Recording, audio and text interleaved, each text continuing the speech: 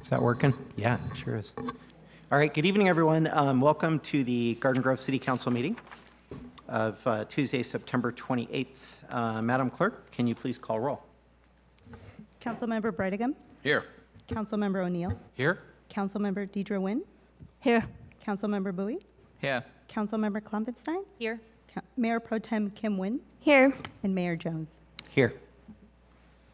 May I ask Assistant City Manager Maria Stipe to do the invocation, and then Councilmember Tu Ha Nguyen to lead us in the Pledge of Allegiance, please. If everybody could please stand and prepare yourselves according to your faith. Dear Heavenly Father, we ask for your guidance as we meet this evening to conduct business for our city government.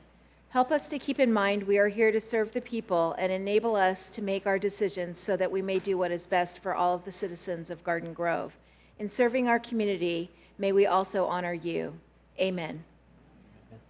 Everybody put your hand over your heart, face the flag, and repeat after me. I pledge allegiance to the flag of the United States of America and to the republic for which it stands, one nation, under God, indivisible, with liberty and justice for all.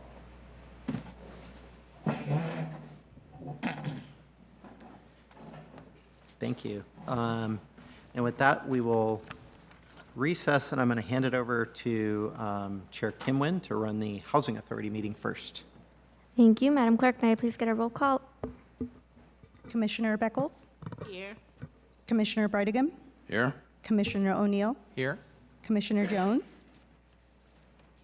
Commissioner Jones. Here. Commissioner Bowie.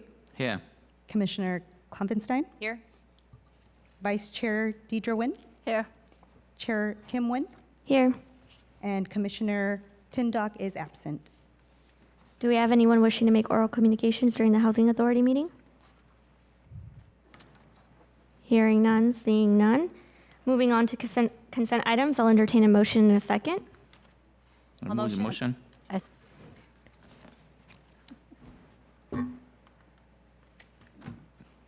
Roll call vote, please. Commissioner Beckles. Yes. Commissioner Brightingham. Yes. Commissioner O'Neill. Yes. Commissioner Jones. Yes. Commissioner Bowie. Yes. Commissioner Klompenstein. Yes. Vice Chair Deidre Nguyen. Yes. And Chair Kim Nguyen. Yes. Motion received. 8 yes votes. Moving right along, any matters from commissioners? Hearing none, I will adjourn the Housing Authority meeting and pass it back on to City Council. Alrighty, we will reconvene Garden Grove City Council. That takes us on to presentations, item 1A. And this is a Garden Grove's Be Well OC program launch. Yes, Mr. Mayor, members of council, I know we've given you some prior updates on our Be Well mobile mental health pilot program that we're working on. And over the past several months, staff has been working very hard to carry out this program, and we wanted to give you a presentation this evening about where we stand. We're really excited about rolling out the program. We appreciate council's support of this. I think, I'm not sure, but we were hoping to have the mobile mental health van outside for people to look at. So if there's anybody here at the council meeting and they want to go out and look at the van that's been retrofitted out to help our community, you can walk out and I think you'll be able to take a look at it. We're going to present a lot of information here today. I know we have Marshall Moncrief, the CEO of Be Well OC, is here, who's going to give us an update on all the work that their organization has been doing. Our police chief, Tom DeRay, is going to talk about how our PD has been integrated into this program, as well as Lisa Kim, our assistant city manager, will have some remarks from her standpoint as well, from their funding standpoint. And I will mention for the members of the public, you can go to the Community and Economic Development webpage under the heading Addressing Homelessness. And we put all the documents, the PowerPoint presentations related to this program on our website, and you'll be able to get a lot more information about it. So I'd encourage you to do that, and we'll be moving forward towards implementing the program in October. But with that, I want to turn it over to Mr. Moncrief from Be Well OC, who I think has some thoughts to share with you. Thank you, Scott, very much. Hi, Mayor Jones, good to see you. Likewise. City Council, nice to see you again. We're very excited about this program. It's an honor to be here tonight to update you. It's been a tremendous pleasure and honor working with the City of Garden Grove.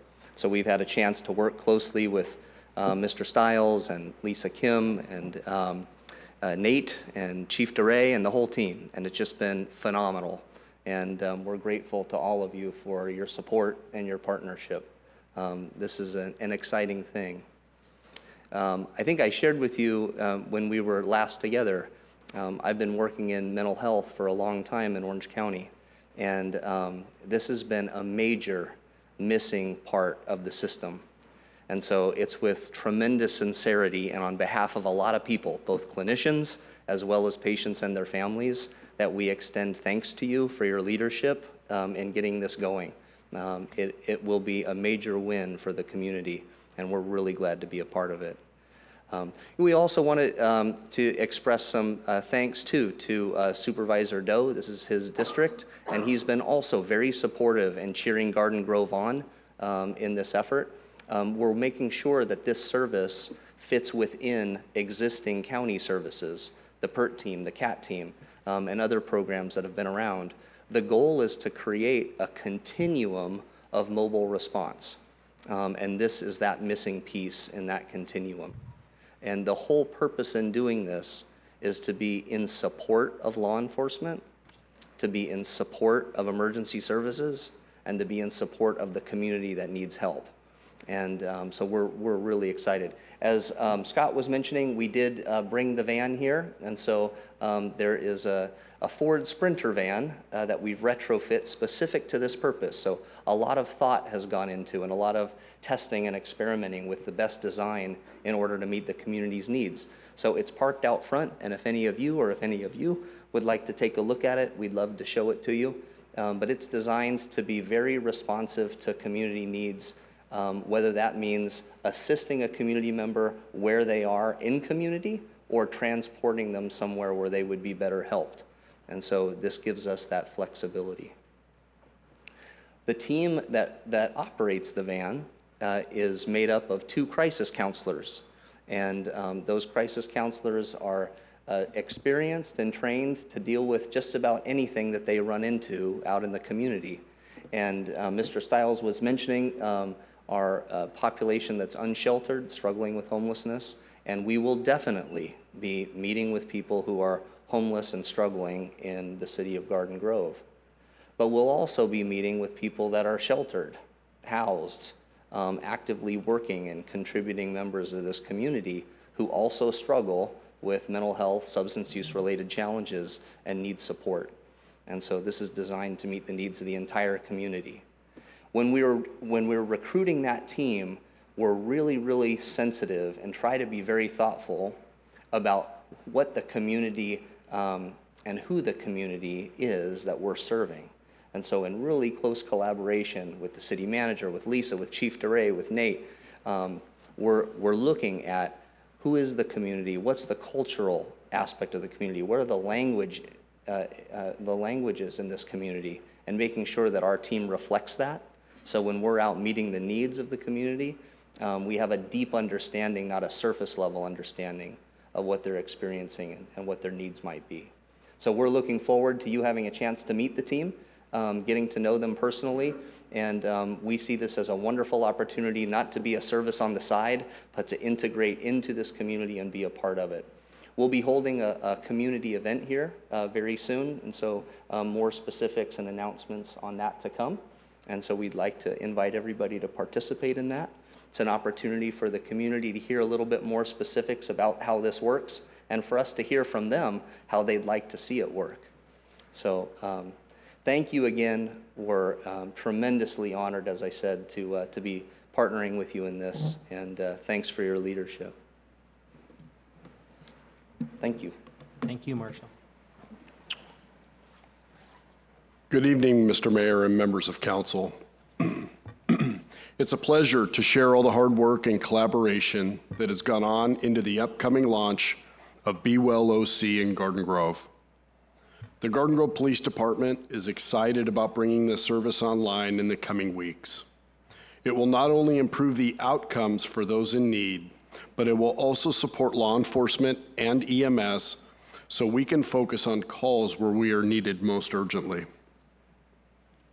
Over the course of the past several months, the city, Garden Grove PD, OCFA, and Be Well OC have worked closely together to develop the program, integrate into existing frameworks, policies and procedures, and ensure that it will not only provide a beneficial service to the residents of Garden Grove, but do so safely. In addition to the behind-the-scenes coordination and planning, we also had several hands-on opportunities for training. Currently, the van teams are undergoing a comprehensive 2-week training program, which includes classroom and field exercises. On October 1st, we will be hosting a hands-on live scenario training at Gutowski Park to further prepare the teams for program launch. We appreciate the City Council support in the launch of the mobile response team and look forward to sharing its positive impacts with you in the coming months. Thank you. Thank you, Chief DeRay and Marshall, for your remarks, and good evening, Honorable Mayor and members of the City Council. As you have heard, there's been an impressive amount of collaboration and training to put together the launch of the Be Well OC in Garden Grove. We've initiated this effort, this 18-month pilot program in July, and it has progressed quite significantly. We're excited to share that we are on track to launch this program in the next couple of weeks, in large part due to the commitment and excellence of all the parties involved in the program. This will provide nearly a 15-month deployment of our mobile response unit that directly serves our local Garden Grove community. One of the key components of the Be Well OC in Garden Grove is the fact that it is evidence-based and data-driven. We will be collecting data about the calls we respond to, the clients we serve, and the overall benefit to the Garden Grove community. We plan to launch a dashboard on the Garden Grove City website that will share this data in real time. The continuation of the community engagement remains a high priority. The collective group of Be Well and Garden Grove team will be organizing a series of in-person community conversations and workshops in the month of October. As Marshall noted, at these community events, we will provide translation for the community as well. Later this evening, we'll be sharing our roadmap for the Garden Grove Comprehensive Strategic Plan to address homelessness. The Be Well program is a key component of our plan, and I look forward to sharing a bit more about our effort later on this evening. I want to give thanks to our mayor and our council for your continued support and leadership during implementation of this program, and we're excited to bring this program forward. Thank you for your time. Lisa and Scott, can I add one other thing? Sure, and I was just going to mention, I know if any of the council members have any follow-up question or two for Marshall or any of the team members, we'd certainly entertain. Go ahead, Marshall, and finish your thought, whatever. Well, if there's questions, maybe that first. We have something that we wanted to give you as a gesture of thanks and our excitement about the partnership. And so let me be available to questions first, and then we'd like to hand you something. I'd love to start and just say this is super exciting. I mean, such a critical need in the county, but in our city in particular, just to get out there and interact with folks and just provide that personal touch and be able to guide people in the right direction towards bettering their lives and whatnot. It's so critical, and it's on point in terms of where we have needs in this community right now. So I just can't wait to see it, the mobile van, get out there and get into action. And then from touring your facility as well, I mean, it's absolutely top notch, and it's just well thought out in terms of all the different facets and the different services that you provide. It's a very comprehensive approach to a very complicated set of problems. And you guys are just on top of this in Orange County. So we're thrilled to have a partnership with you now. Thank you so much. Colleagues? Kim, go ahead. I just wanted to say thank you again, and I know I grilled you when I had my tour. So, as someone in the healthcare profession, I obviously really tried hard to find some loopholes and some gaps, but there weren't any. So, I'm really excited to see this launch and to see the positive effect on our community. So, thank you for everyone's effort in this. Thank you so much. Go ahead. I just wanted to say how impactful I think this will be for our community and for the city as a whole. And I'm excited to see the program launch and to see how it's such a benefit and a help to the community of Garden Grove. So thank you all very much. I think this is going to be fantastic. Thank you. Thank you very much.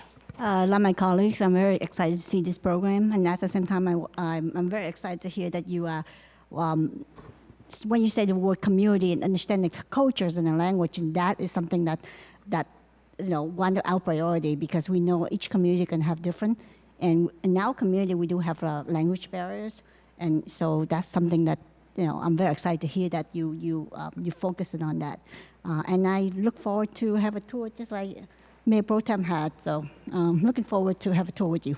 Thank you. We're looking forward to that too. And as you all are making comments about sort of a city-specific approach, it really is critical. It's critical that we do two things.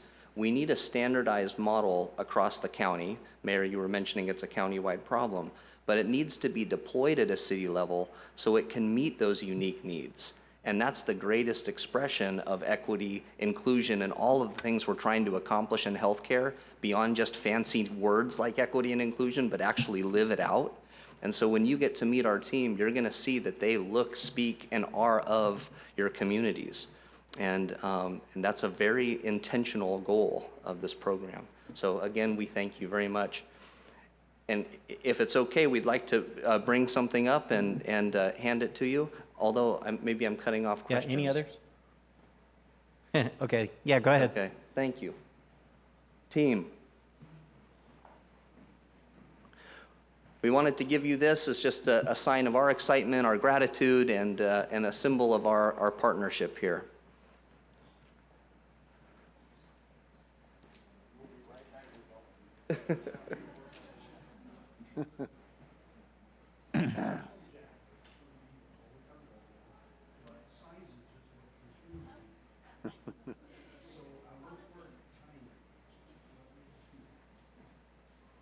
So the season is changing. It's already drizzled on us a little bit. And so this is a Be Well jacket for you all. How's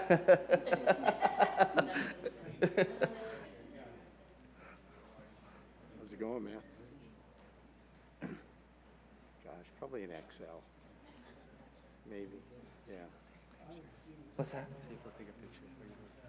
Yeah, yeah. Medium. Oh, yeah. Okay. Do you have an XL? Oh, yes. Cool. It's beautiful. Thank you. Yeah, sure is. Put it over your lap.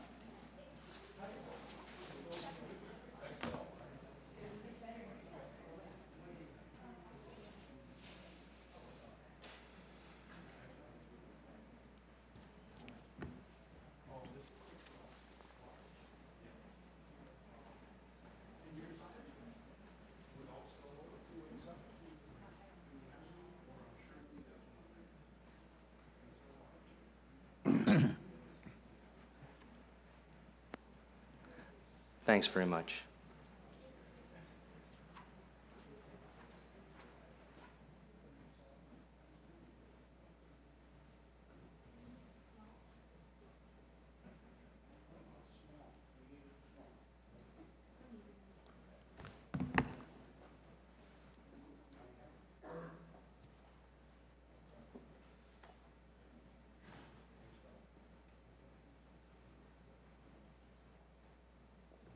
Does he need an XL at the end there for George? Here, take mine. Yeah, yeah, it should be. Yeah, yeah, give him the XL.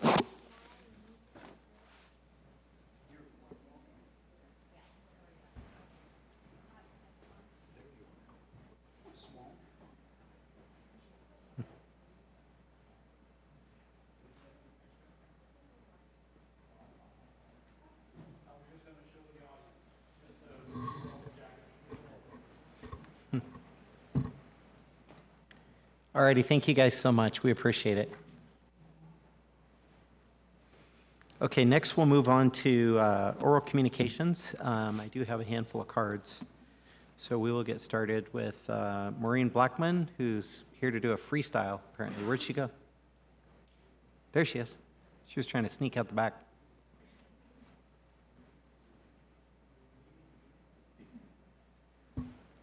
Says which agenda item, and she says freestyle. So she's going to freestyle for us tonight. Good evening, Mayor, Council, and staff. I think you thought I was here to talk about pickleball, but I'm not. I am here to talk about the Silver Spoon Awards this past weekend. So for the past 57 years, our city, which is only 65 years old, the Garden Grove Chamber of Commerce Women's Division has hosted an annual Silver Spoons Award event. The event brings recognition to outstanding volunteers in Garden Grove's nonprofits organizations. I'm proud to announce that 3 of our 9 board members were honored this past Sunday at the Silver Spoon Luncheon. I'm also proud to say that 2 of the honorees were nominated from other service organizations. This demonstrates the level of commitment these individuals have, not just for the GG&A, but for our community and other service organizations. John Holmes was honored for his work with the Kiwanis, and John will be the incoming president of the Thursday Night Kiwanis Club. Susie Lerma was nominated by the Lions, and Susie puts 100% into everything she and Rick do in the community, St. Clemens, the Gems, GG&A, and more. Our very own councilperson, Stephanie Klopfenstein, was honored by the Garden Grove Neighborhood Association. This award was long overdue. Anyone who knows Stephanie knows she gives 100% to everything, not just on her own council seat. I'm very proud of this team, and I have said it before, volunteering is a family affair. No one does it alone. I'm proud to work with such dedicated volunteers and want to thank them for their devotion to Garden Grove. Congratulations to all the Silver Spoon Award winners, and thank you to the Women's Division of the Garden Grove Chamber for keeping this tradition alive. And I love pickleball. Tom Raber.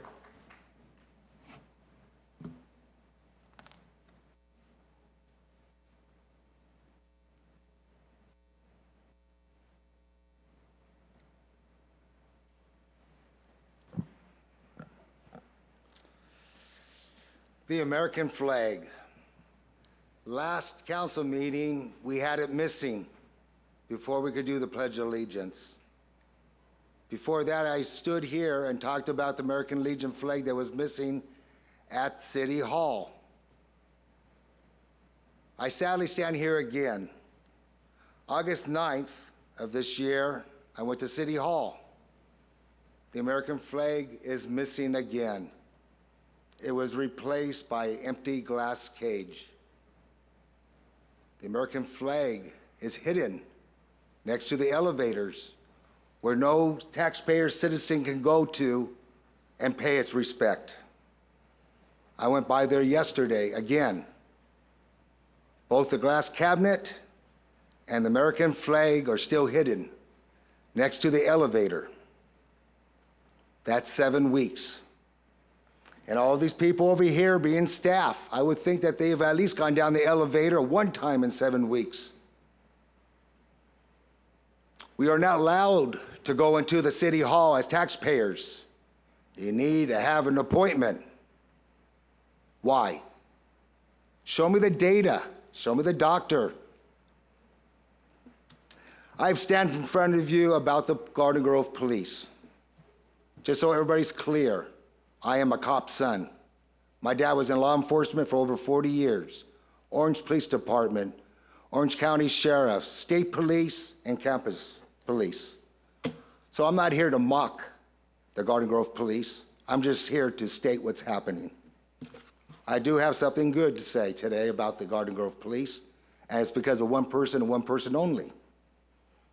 Yesterday, 3 more dirt trucks did an illegal turnabout on Tiffany and Bailey because of the 405 project. I sent an email again to high officials here and no response. So I drove to the police station. No response there. They only directed me to go to the traffic building, and I did. Very nice lady, an officer, came out and listened. That's all you have to do is listen. She watched the videos. She saw the videos of the past. She saw the photos I just took that day also. I felt comfortable with her because she listened. I did receive an email from the 405 Project saying that the problem has been corrected. I have received an email from the police stating that the officer is in charge of it. This is not good what I'm going to say right now. After this last meeting, the next morning, somebody threatened me. Somebody cut off a cat's head. I don't care. Somebody cut off a cat head and took that freaking body and put it in my mom's bedroom. So whoever did this, the puppet masters or somebody here, threatened me and threatened my mom that's 82. Thank you. Yolanda Diaz.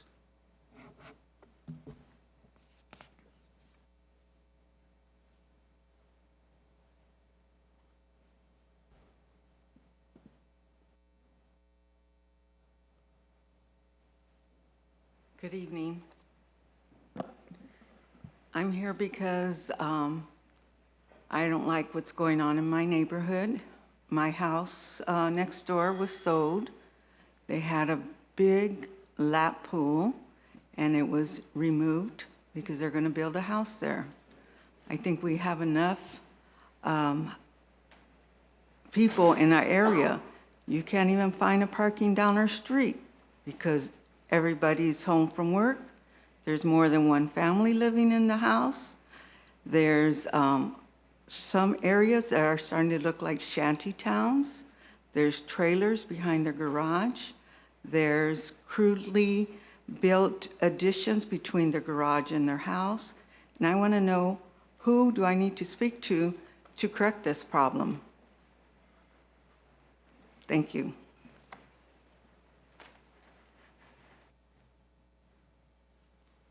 I'll save your card and pass it along to code enforcement. Jason Kindle.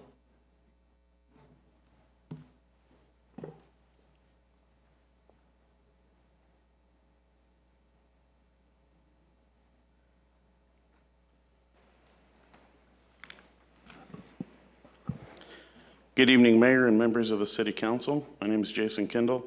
I'm a 40-plus year resident of the City of Garden Grove and a licensed real estate appraiser. I, along with other residents, am asking the city to stop and not allow proposed construction of an ADU at 11371 Cathy Lane. There is already limited amount of parking on the street between increased family sizes and streets being used by visitors attending events at the Anaheim Convention Center. This will have a major adverse impact on neighborhood and street, as it will only further limit the amount of parking. Also, there's safety concerns. For example, the current proposed plan, which is in plan check, included a permit granted by the city to remove the existing built-in swimming pool. This has created a serious safety issue as there is busted concrete, rebar, strewn around all around the backyard, and a hole over 9 feet deep where the pool had once been, and no secured gate to prevent a person or child from wandering in back there and falling and getting seriously injured, which shows a complete lack of respect and complete disregard to public safety and zoning building codes from this developer. I called the City Planning Safety Department and was advised that they would notify code enforcement, safety inspectors, yet nobody has shown up to the property and inspected, and nothing has been done to ensure safety.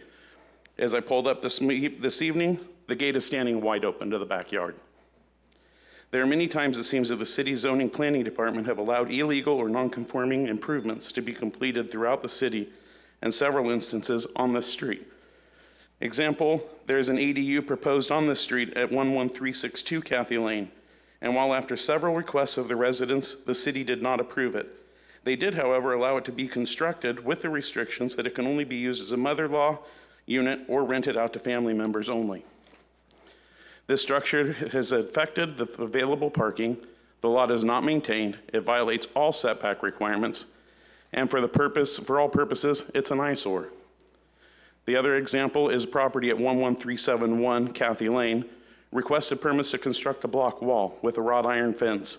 After several requests residents not to allow this, the city decided to allow the permit of the wall to be constructed, as they did not see any safety issues, even though not one person from the city ever came out to inspect prior to or completion of the wall. I have personally witnessed numerous close calls as it creates a large blind spot in the neighborhood, especially when backing out of the driveway, as well as a blind spot for people turning in the cul-de-sac while cars have parked along the street. Further, this wall is now in dilapidated condition. Sections are rusting out, several of the caps have cracked and loose, causing safety concerns. In addition, the prior owners constructed a second oversized driveway access to this property. They were advised by the city that this was not legal. However, the city has done nothing and still hasn't done anything about it. I urge you to please not approve this construction. Just because something can be completed does not mean it should be, especially when the benefit to one owner are outnumbered by countless safety issues to all other residents. Thank you. Thank you, sir. Deborah Kindle.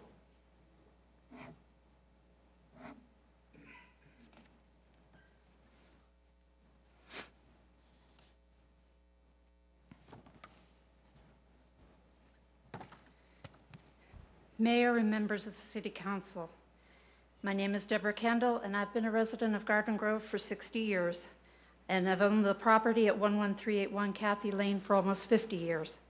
I'm here to ask the city to halt the construction of the second house on 11371 Kathy Lane. I don't know if any permits have been approved yet, but I do know that they're racing to get things done at breakneck speed. The first day anyone showed up, they ripped out the swimming pool. The gates have been left unsecured since. I took pictures on my phone of the gate hanging wide open as we left the property tonight. Clearly, they are ignoring safety factors as they're proceeding. Kathy Lane is a narrow street on a cul-de-sac. It was developed in 1954, and most homes only had one car. Our garages are like oversized single-car garages instead of double-car garages. Now, many homes have several families living in them, and due to the high price of housing, in the evenings, the curbs are parked solid with cars of residents on the street. On weekends, it's not unusual to see cars double parked on the cul-de-sac. Even the construction workers right now are log jamming the cul-de-sac. Just yesterday, I witnessed the trash truck honking their horns to get someone to come out and move their vehicles so they could maneuver around the curve. What if this had been an emergency vehicle? One of our neighbors has stage 4 cancer. They could not have gotten to her in time. In addition to that, when Anaheim Convention Center has large events like NAMM Convention, parking is literally non-existent. And getting off the street is next to impossible. It's a dangerous situation at those times. Another house on the street would just worsen the issues. As we who live here know, the prices of Garden Grove are already so high that home ownership is next to impossible. And you have many families living under one roof. Where does it stop? The construction of another house would make 2 homes on our street, 2 extra homes on our street now. Do we all get the chance to put another house on our property? 20 original homes on Kathy Lane. That means potentially 40 extra houses. What about the neighboring streets? Just on our side of Orangewood, there are 4 cul-de-sac streets in our development. If each street had 40 homes, I can only imagine the burden on our sewer, gas, and water systems. It would be such an overload. When will you say no? Is it fair to say yes to some and not to others?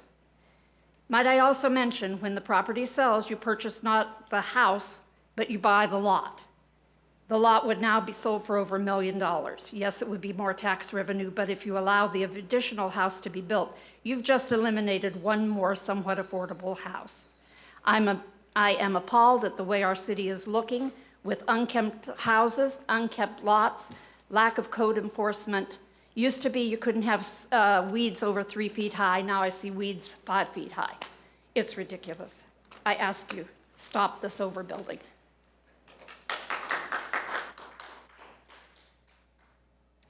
Mike Hawksworth.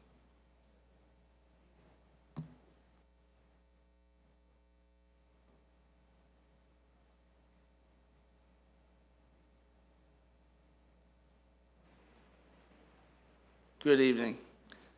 I also have a longtime member or resident in Garden Grove. I've been here for 47 years. I've also been quite active in the community. So has my parents. Also, same effect. Kathy Lane is going to be overgrown. The neighborhoods are getting overgrown. We like to see code enforcement more active in the neighborhoods. Would you like to see parking get a little better if we can, or keep it as a minimum?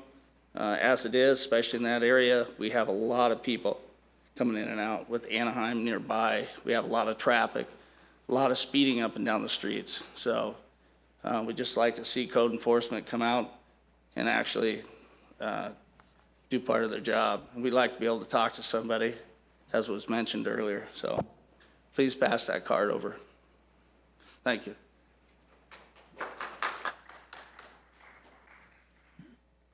Diana Zamora.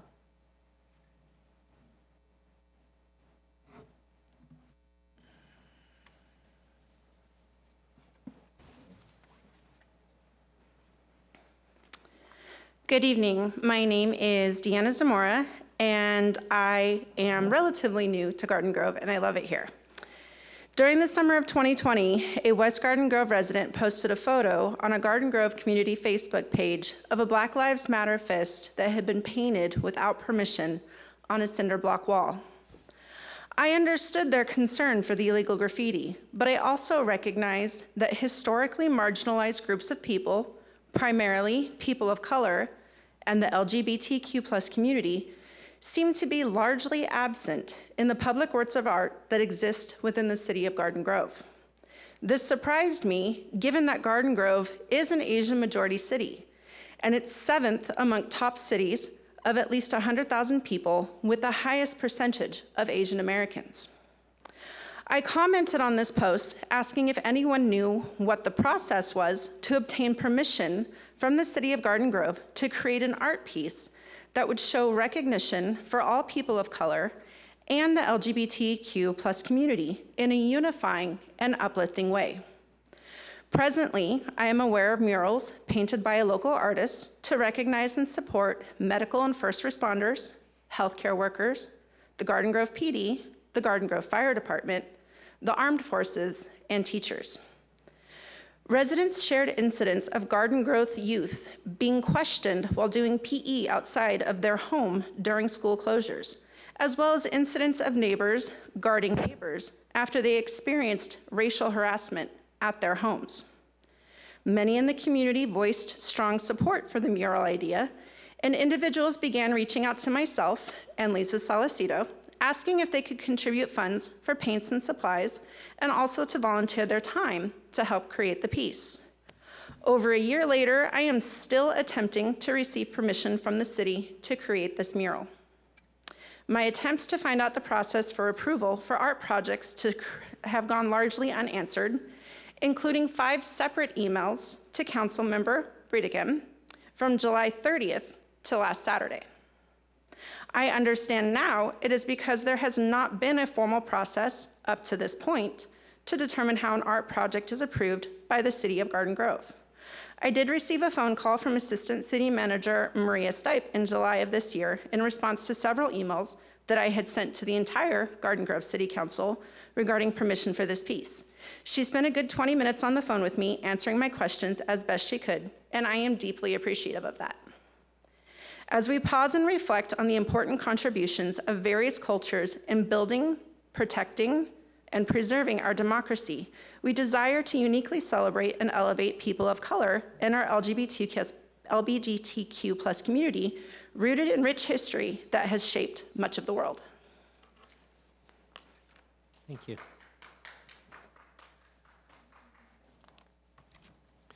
Last but not least, Bo and Kalani, pickleball.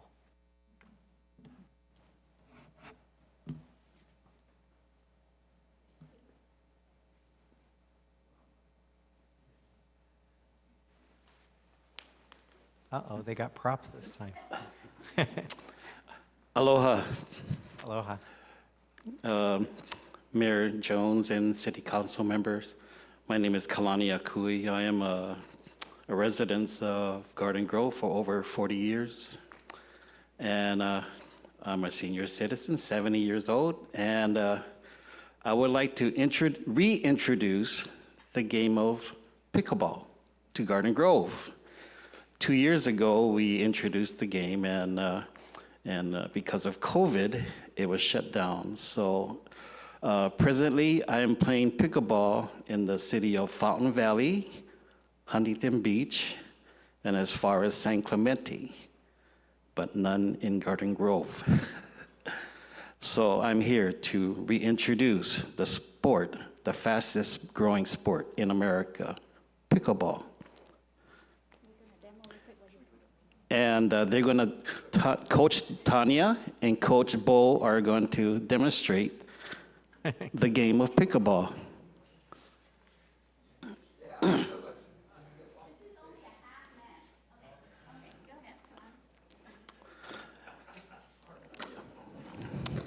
And this is an excellent sport for senior citizens like myself. And when you have regional pro player like Bo Kojima here and Tanya demonstrating the game of pickleball. It's an excellent sport for us seniors and of all ages.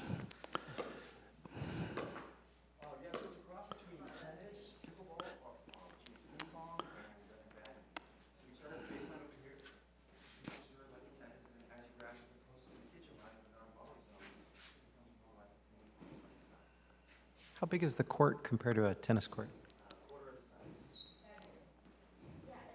We allow them. Got it. Stick times. 1 and 2. And all people got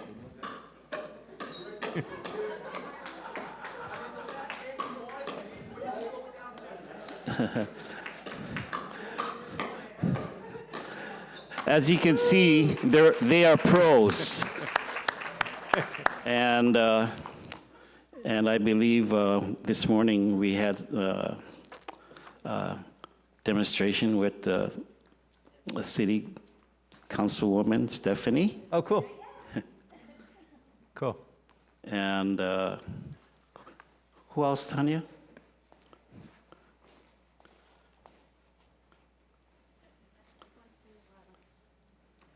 Thank you, Kalani, and Mr. Mayor and council member and everyone. I just want to introduce our local, one of the top local professional, Coach Bo Kojima.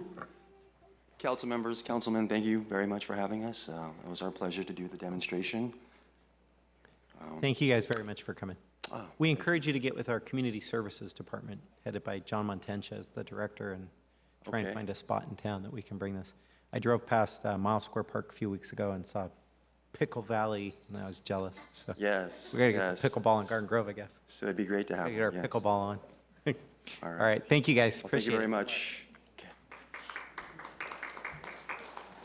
All right. That's all the cards I have. Is there anyone wishing to speak that did not turn in a red card, pink card, any card?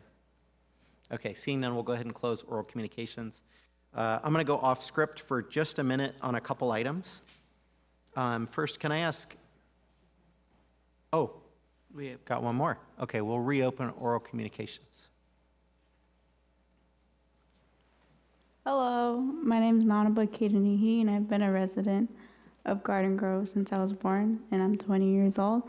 I just wanted to say if we could replace Columbus Day with Indigenous Peoples Day.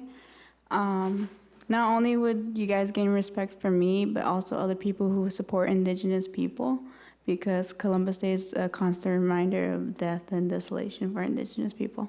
Thank you. Thank you. Okay, with that, we will close oral communications. I'm going to go off script, as I said. Can I ask Mark Lowry to come forward to the microphone, I guess? So at our last meeting, we declared September 2021 to be Hunger Action Month, and we did a proclamation in that regard. Just to remind a few of the key points on that, it was to bring awareness and aid to food insecurity and poverty in California, where every year over 500,000 individuals in Orange County rely on food provided by CAPOC, Second Harvest Food Bank, Abound Food Care. Hunger Food Alliance has distributed more than 165 million pounds of food since the start of the pandemic. 165 million pounds. To engage the public into action through volunteer work and donations and help end hunger and food insecurity. So adopted by the City Council on August 24th, 2021, it recognized September 2021 as Hunger Action Month in the city of Garden Grove. And we just wanted to bring Mark this time to accept the proclamation that we were unable to present last time. So if you would like to please come forward.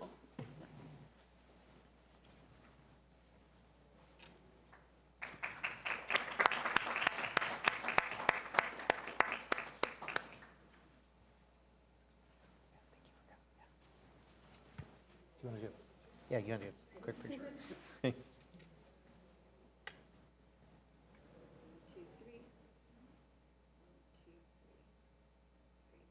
Thank you. Cool. Thanks, Mark. Thanks for coming. Thanks for hanging in there. Okay, and one other item, and this is actually listed on our consent calendar, but I'd like to pull it forward before we go off to conduct other agency business. So this is item 3B, and this is adoption of a proclamation honoring October 11th, 2021 as Indigenous Peoples Day in Garden Grove. I have some comments. Before European settlers, Garden Grove consisted of pockets of land home to numerous indigenous peoples. Although considered Columbus Day up to 1937, Indigenous Peoples Day celebrates and honors the beautiful traditions and culture of the indigenous people in America and around the world. Their way of life and culture carries wisdom and valuable insights into how we can live more sustainably and in tune with nature. Today, the City of Garden Grove proclaims October 11th, 2021 as Indigenous Peoples Day. Can I ask for a motion to approve 3B? Move the motion. Second. Motion and a second. Please roll call vote. Councilmember Brightingham. Yes. Councilmember O'Neill. Yes. Councilmember Deidre Nguyen. Yes. Councilmember Bowie. Yes. Councilmember Klopfenstein. Yes. Mayor Pro Tem Kim Nguyen. Yes. And Mayor Jones. Yes. Motion received, 7 yes votes. And with that, may I please call forward members of the Hachiman Nation, Juanino Band of Mission Indians, so that we can present the proclamation. I'd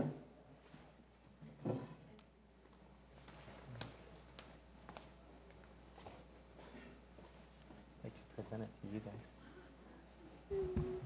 Yeah. I'm sure. I'll just have it to you. Oh, yeah. It's okay. I'll take the toe. 1, 2, 3. 1, 2, 3.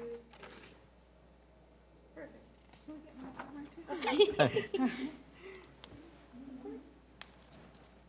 Nobody want to be in the picture? Oh.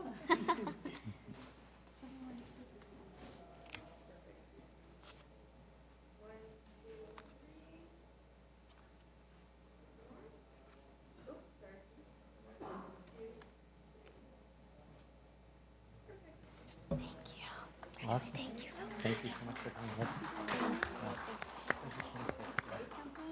Can we say something? Yeah, please. Please go ahead. Go to the microphone. Yeah. That'd be great.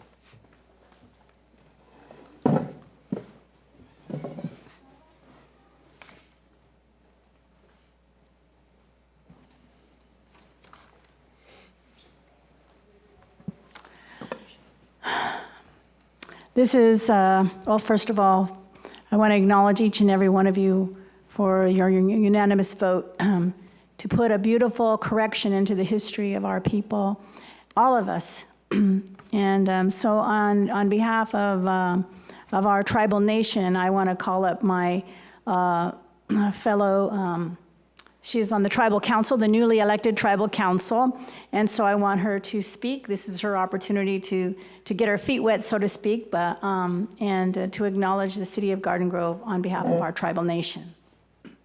Hello, good evening. Thank you very much. On behalf of the Juanino Band of Mission Indians of Hachiman Nation, we thank you very much for recognizing Indigenous Peoples Day, the people of this land and your Indigenous residents. Thank you very much.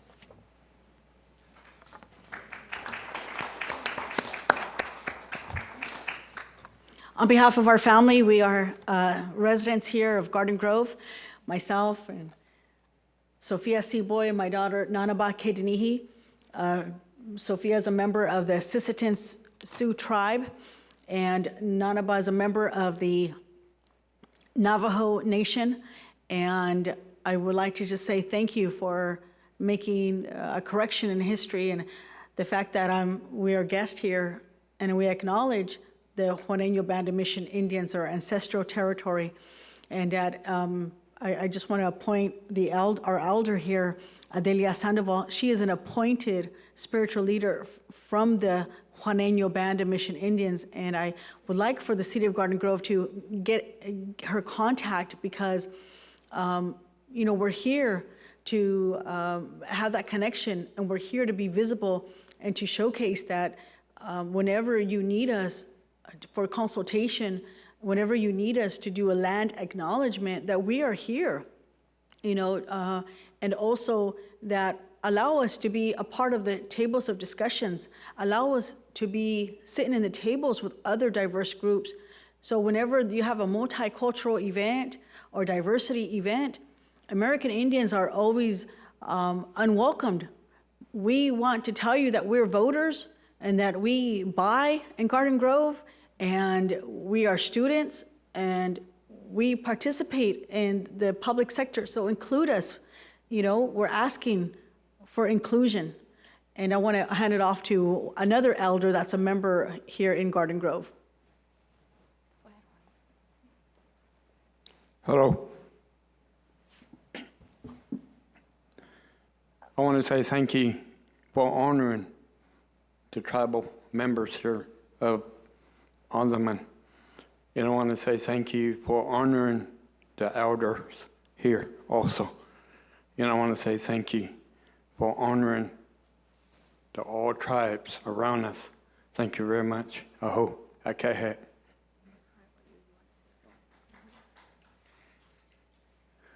Not yet.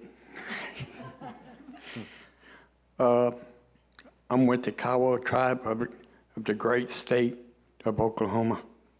But I live here in California in Garden Grove, and it's a beautiful, beautiful, beautiful town to stay and live in.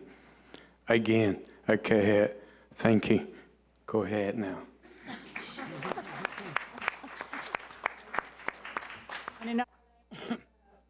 Thank you by saying Chamshun Lovik, our hearts are very happy.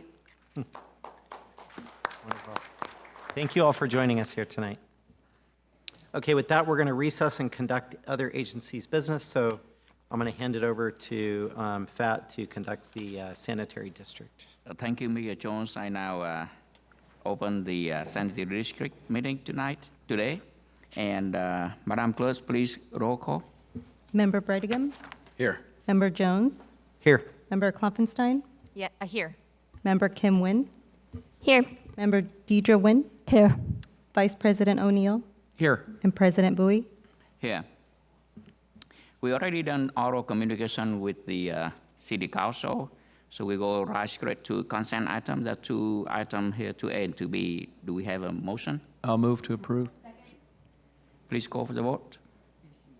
Member Breitigam? Yes. Member Jones? Yes. Member Klopfenstein? Yes. Member Kim Nguyen? Yes. Member Deidre Nguyen? Yes. Vice President O'Neill? Yes. And President Bowie? Yes. Motion received, 7 yes votes. Okay. Any matters, Commissioner? Have none. I now adjourn the sanitary district meetings. Back to you, Mayor Jones. All right, and with that, we will open up the successor agency. Madam Clerk, would you please call roll? Member Breitigam? Here. Member O'Neill? Here. Member Deidre Nguyen? Here. Member Klopfenstein? Here. Member Kim Nguyen? Here. Vice Chair Bowie? Here. And Chair Jones? Here. We already did oral communication, so we'll move on to consent items. It's just receive and file the minutes. Do I have a motion? Move to approve. Second. Roll call vote. Member Breitigam? Yes. Member O'Neill? Yes. Member Deidre Nguyen? Yes. Member Klopfenstein? Yes. Member Kim Nguyen? Yes. Vice Chair Bowie?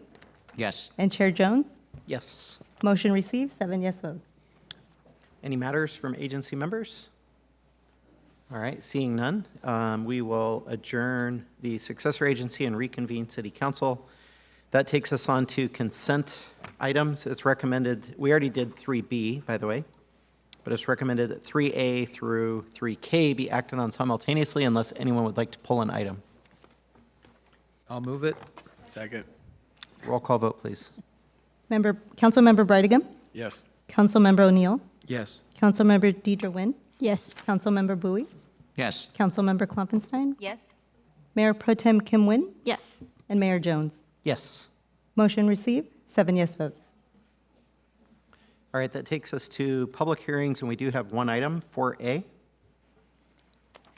Item 4A is acceptance of fiscal year 2020 to 2021 Consolidated Annual Performance and Evaluation Report. And Ms. Covarrubias is here to provide the report. Thank you. Good evening, Mr. Mayor and members of the City Council. The item you have before you is the 2020-2021 Consolidated Annual Performance and Evaluation Report, also known as a CAPER. Federal law requires that all jurisdictions receiving Community Development Block Grants, Home Investment Partnership Program, and Emergency Solutions Grant Funds assess the activities implemented during the previous program year and report accomplishments through the CAPER. The CAPER details how the city carried out the projects and activities identified in previously approved fiscal year 2021 Annual Action Plan, otherwise known as the AAP, and evaluate the city's progress toward priority objectives of addressing housing and community needs as outlined in the 5-year consolidated plan. The reporting year for the CAPER is July 1, 2020 through June 30, 2021. During fiscal year 2021, the city utilized federal funding to expand or preserve affordable housing opportunities, improve low-income neighborhoods through public infrastructure improvements, and assist special needs groups such as senior citizens, homeless, and those who are at risk of homelessness. The city assisted a total of 40,375 low-income individuals through various programs and services. Some of our notable accomplishments include retained 24 jobs through our job retention grants, provided 438 home-delivered and congregate meals to Garden Grove seniors, provided rental assistance to 61 homeless or at risk of becoming homeless households via the Valley View Senior Villas Program and the Homeless Emergency Assistance and Rental Transition Program, provided homeless services to 237 individuals, assisted 12,315 low-income residents through infrastructure and development, assisted 15 low-income residents with home improvement grants, and provided community outreach and education to nearly 7,000 individuals. The fiscal year 19-20 AAP was amended to include Coronavirus Aid Relief and Economic Security Act CARES Act funding. The CDBG CARES Act CDBG CV and ESG CARES Act ESG CV expenditures and performance outcomes for completed projects are included in the fiscal year 2020-21 CAPER. In total, the city expended an additional $2,182,256 in CDBG CV and ESG CV funding in fiscal year 2020-2021 to develop and expand programs in response to the coronavirus pandemic. CDBG CV accomplishments include providing an additional 284 seniors with home-delivered and congregate meals through expanding the city's Meals on Wheels program, and assisting approximately 11,370 individuals by distributing boxes of groceries and hot meals through the Community Services Food Distribution Program.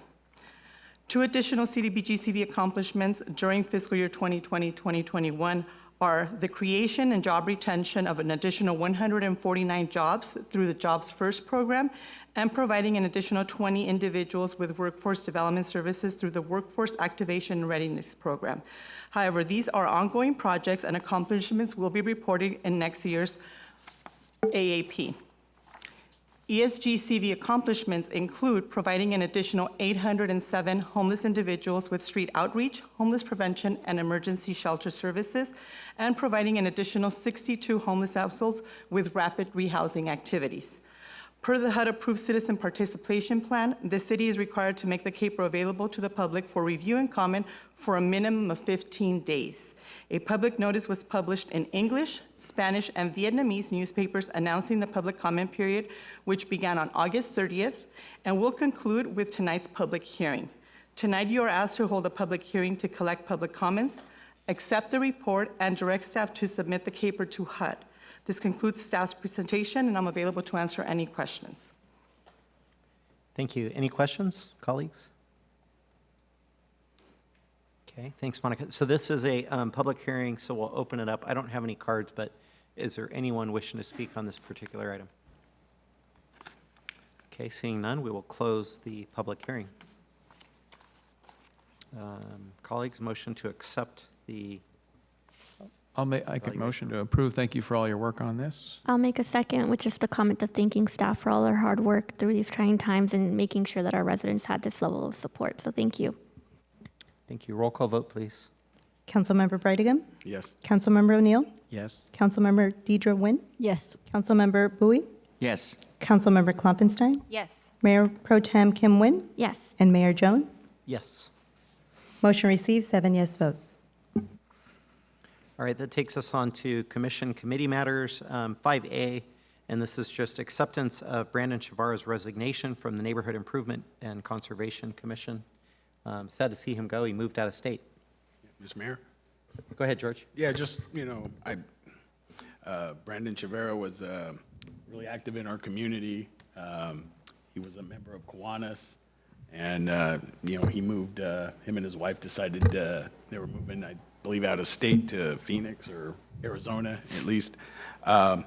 So anyway, out of respect for him and his tenure in office, I'll move that we accept his resignation. Second. Okay, roll call vote, please. Councilmember Brightigam. Yes. Councilmember O'Neill. Yes. Councilmember Deidre Nguyen. Yes. Councilmember Bowie. Yes. Councilmember Klopfenstein. Yes. Mayor Pro Tem Kim Nguyen. Yes. And Mayor Jones. Yes. Motion received, 7 yes votes.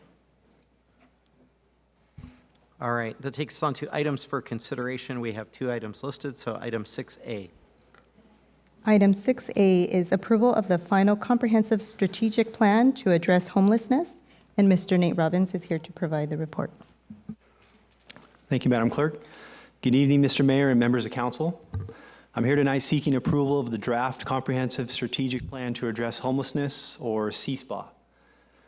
Exactly 2 years and 4 months ago to the day, during a city council study session on May 28, 2019, the Community and Economic Development Department presented the comprehensive approach to address homelessness in Garden Grove, which laid the foundation for the CSPA that you have before you now. As you may remember, the study session presentation hypothesized that the key to ending homelessness in Garden Grove was to implement a full continuum of resources and services for the homeless.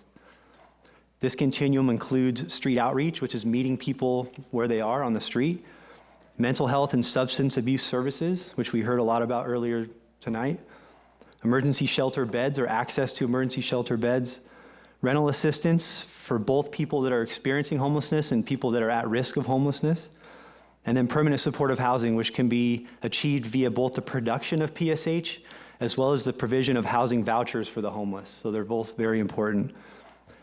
And I'm happy to report that we've not only achieved our goals, but have exceeded them by accomplishing not only what we had set out to do, but some additional activities that we also accomplished. Since May 2019, the city has expended over $2.6 million in HUD grant funds to assist a total of 1,535 homeless and at-risk households with various programs and services. Further, the city has over $4.6 million in HUD grant funds programmed to assist the homeless during fiscal year 21-22 alone. Notable accomplishments over the past 2 years include various new programs that were implemented, like the HEART program, which has assisted 94 households with rental assistance, essentially taking them off the street and put them into permanent housing. The Workforce Activation and Readiness Program, otherwise known as WARP, helped 17 households, projected to help an additional 70 households this year. The Jobs First and Jobs First to Go programs created or retained 174 jobs. The city was awarded 117 emergency housing vouchers, an additional 30 mainstream vouchers. that take literally homeless people off the street and put them into housing, permanent housing. It's 147 total vouchers. So far, 90 of those have already been matched. Of course, as you, I'm sure, remember, the approval of the permanent supportive housing project at 11742 Stewart Drive, very monumental approval for the city of Garden Grove as the first PSH project in the city. That's going to take 9 homeless, disabled households off the street and put them into housing. And then last but certainly not least, the Be Well OC and Garden Grove mobile response team that is slated to potentially divert as many as over 14,000 calls for service related to mental health and substance abuse that the police department would otherwise have to address. That's going to be a great program.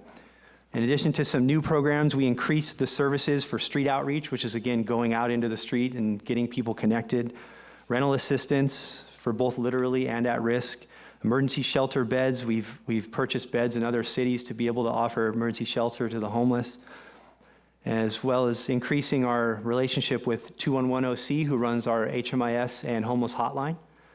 We gave them some additional money to do a lot of extra work for the city and to help a lot of additional people.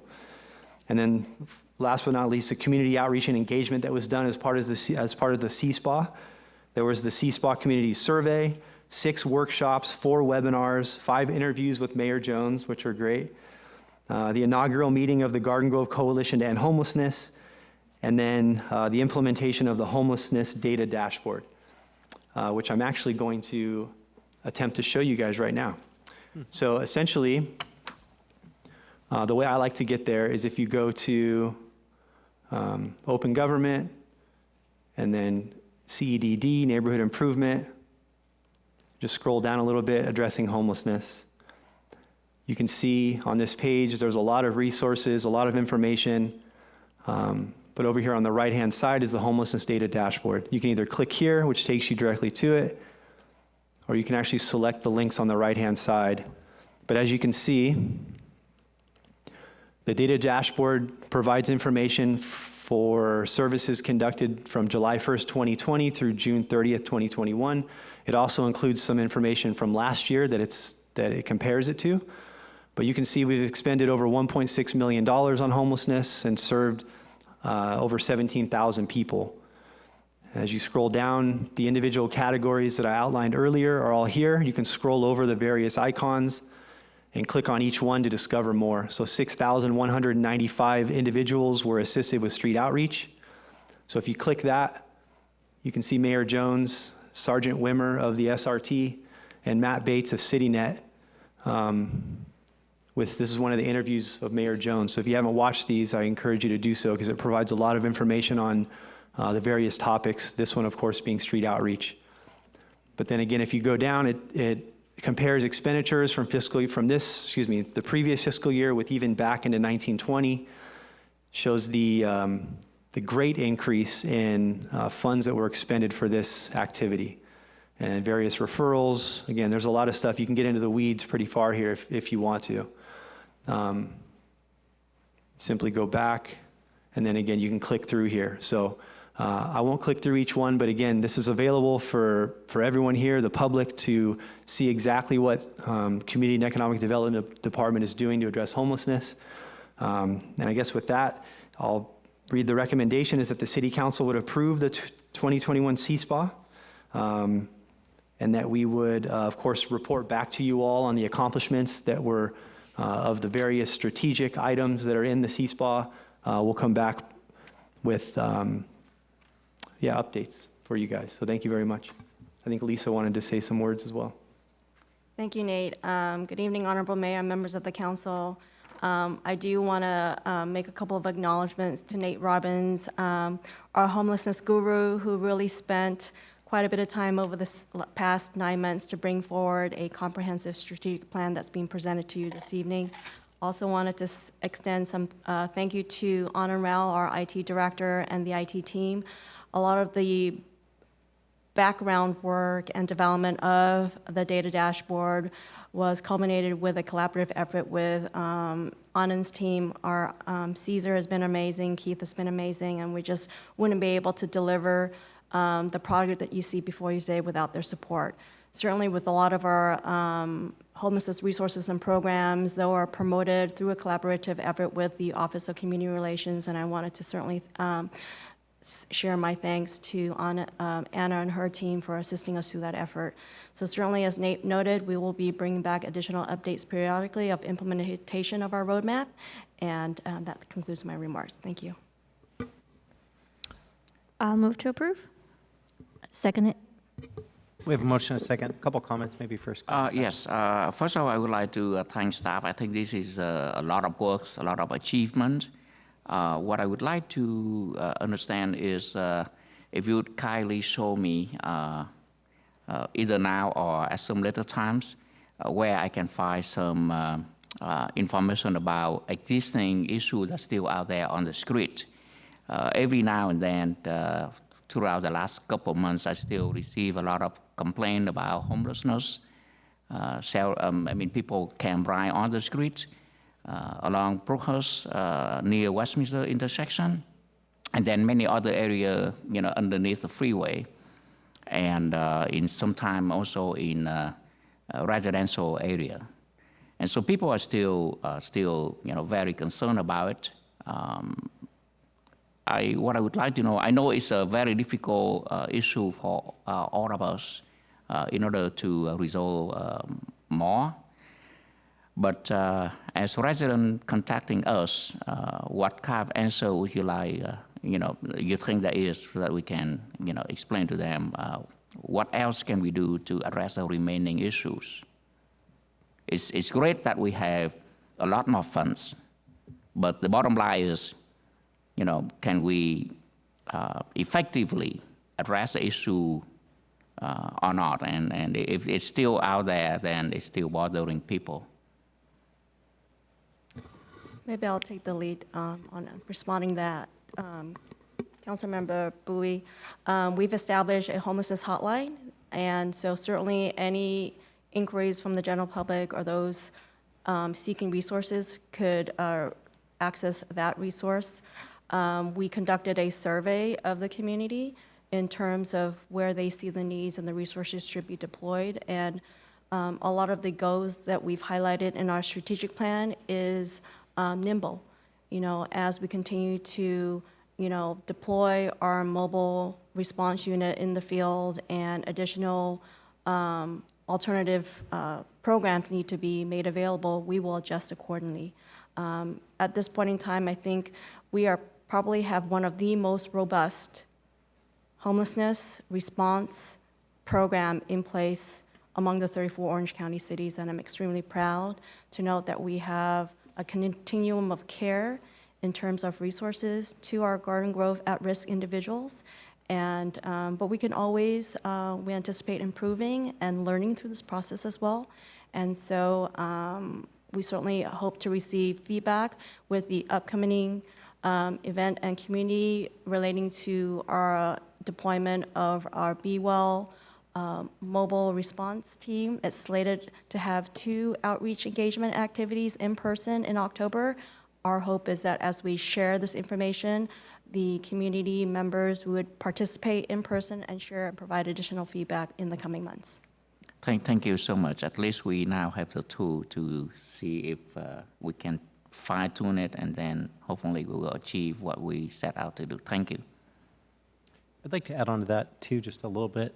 When you, for starters, Nate, I can't possibly give you enough props because I interact with you a lot, especially recently here, and just seeing you put heart and soul into this space, and it's a very difficult space, and it's so complicated. But I think, Councilmember, when you dig into the C-SPA and you go to this part of the site and you kind of check out some of these interviews that we've done and just some of the material that you provided in there in the site, you can see how we are very proactively addressing all the different facets of this comprehensive basket of problems. We've got solutions. We're putting people into housing. We're keeping people in housing that are on the cusp. We're helping people out on the streets and in their homes with the Be Well OC van now coming forward, and just so many different ways that we're interacting with the public to provide guidance and direction on where they can go to get help and whatever it is that they need. So I think certainly a lot more work to do, but we're doing a great job that we're off to this great start in the last couple of years by putting together this comprehensive plan, rolling it out, making the partnerships with various groups that specialize in the different aspects of it, and I think we're off on the right track. So just kudos to you, Nate, Monica, Lisa, everybody else involved, Tim. Mayor Jones?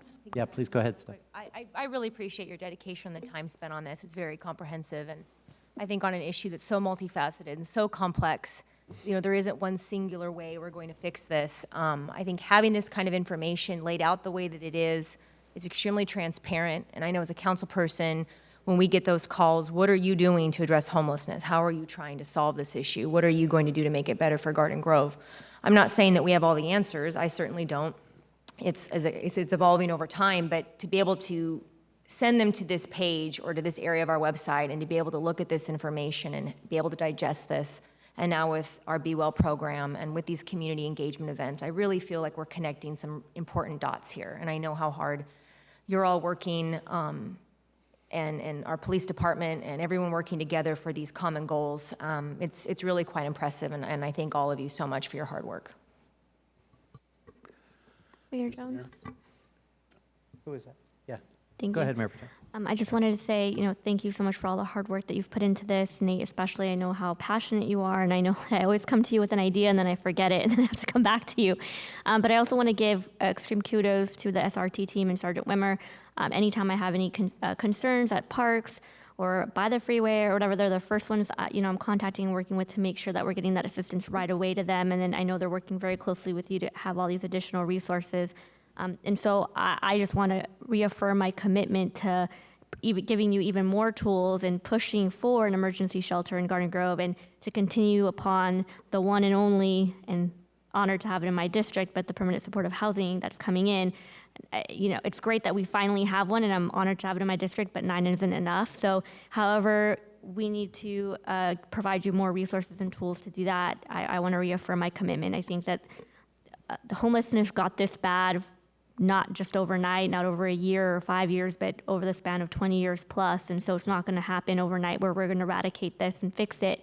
It's going to take just as long as it took to get here to resolve that and work with individuals who have been living on the streets for 15, 20, 30 years plus. And so until we build that relationship, which I hope we will with the Be Well mobile program, this isn't going to go away. So we just need to continue to bolster the resources and add to it, and make sure that every possible avenue is covered and every resource is provided.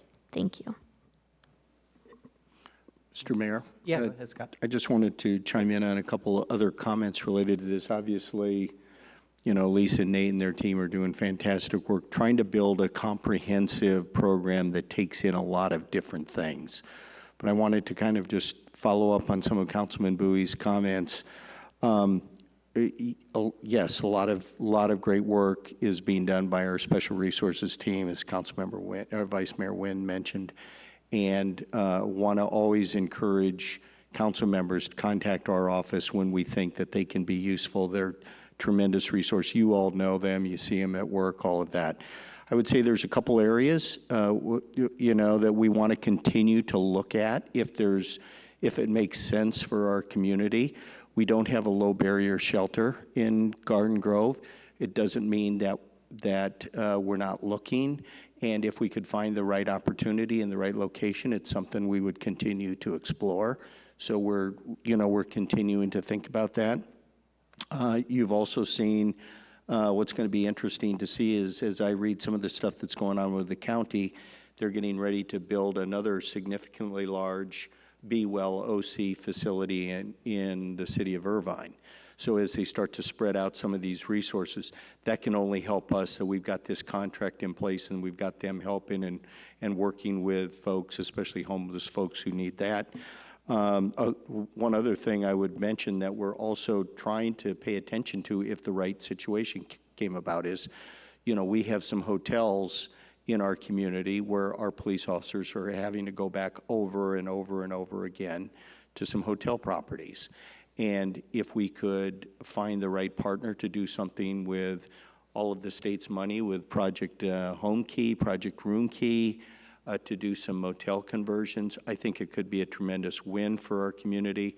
The chief, Lisa, and I have talked about it a lot. I've talked about it with a lot of you a little bit, but it takes the right situation. It takes getting site control and putting that together. And if we can find some of these sites, we're usually pretty creative, and Lisa and her team are pretty creative in trying to figure out financing strategies for some of this. So yeah, we've done a lot of great work, fantastic work. There's still stuff on the horizon that we're continuing to look at, and so I kind of wanted to just mention those two things, and didn't want you to think that, you know, we're totally comfortable where we're at. So just wanted to mention that. Thank you. Okay, we have a motion and a second. We'll go ahead and do a roll call vote. Councilmember Brigham? Yes. Councilmember O'Neill? Yes. Councilmember Deidre Nguyen? Yes. Councilmember Bowie? Yes. Councilmember Klopfenstein? Yes. Mayor Pro Tem Kim Nguyen? Yes. And Mayor Jones. Yes. Motion received, 7 yes votes. Okay, item 6B. Item 6B is award of contract to CASA Construction, Inc. for project IFB number S-1279-A, the West Haven Park renovation. And Mr. Murray is here to provide the report. Thank you, Madam Clerk, Mr. Mayor, and members of the council. Tonight, City Council is being asked to award a contract to renovate topsoil and turf at West Haven Park to CASA Construction Incorporated. In general, the rehabilitation work will include the removal of existing turf and about 3 to 4 inches of topsoil, and that will be replaced with new suitable topsoil and grass material, or grass seed. All this work is to be completed at a cost of almost $635,000. Staff received and opened 3 bids on July 26th of this year, determined CASA Construction Incorporated to be the lowest responsible bidder. Should council decide to award the contract tonight, the contractor can begin work in October and should be complete by February of next year. This project will be paid for using water funds, and this concludes staff's report. I'm available should you have any questions. Thank you. Stephanie? Not really questions, just West Haven Park sits in District 5, and I get a lot of emails about just the overall aesthetics and looks of West Haven Park, so I know a lot of residents in the area will be happy to know that this is happening and we can get some better turf repair in the park. So thank you for that. And with that, I'd make a motion. I'll second. Roll call vote, please. Councilmember Brigham?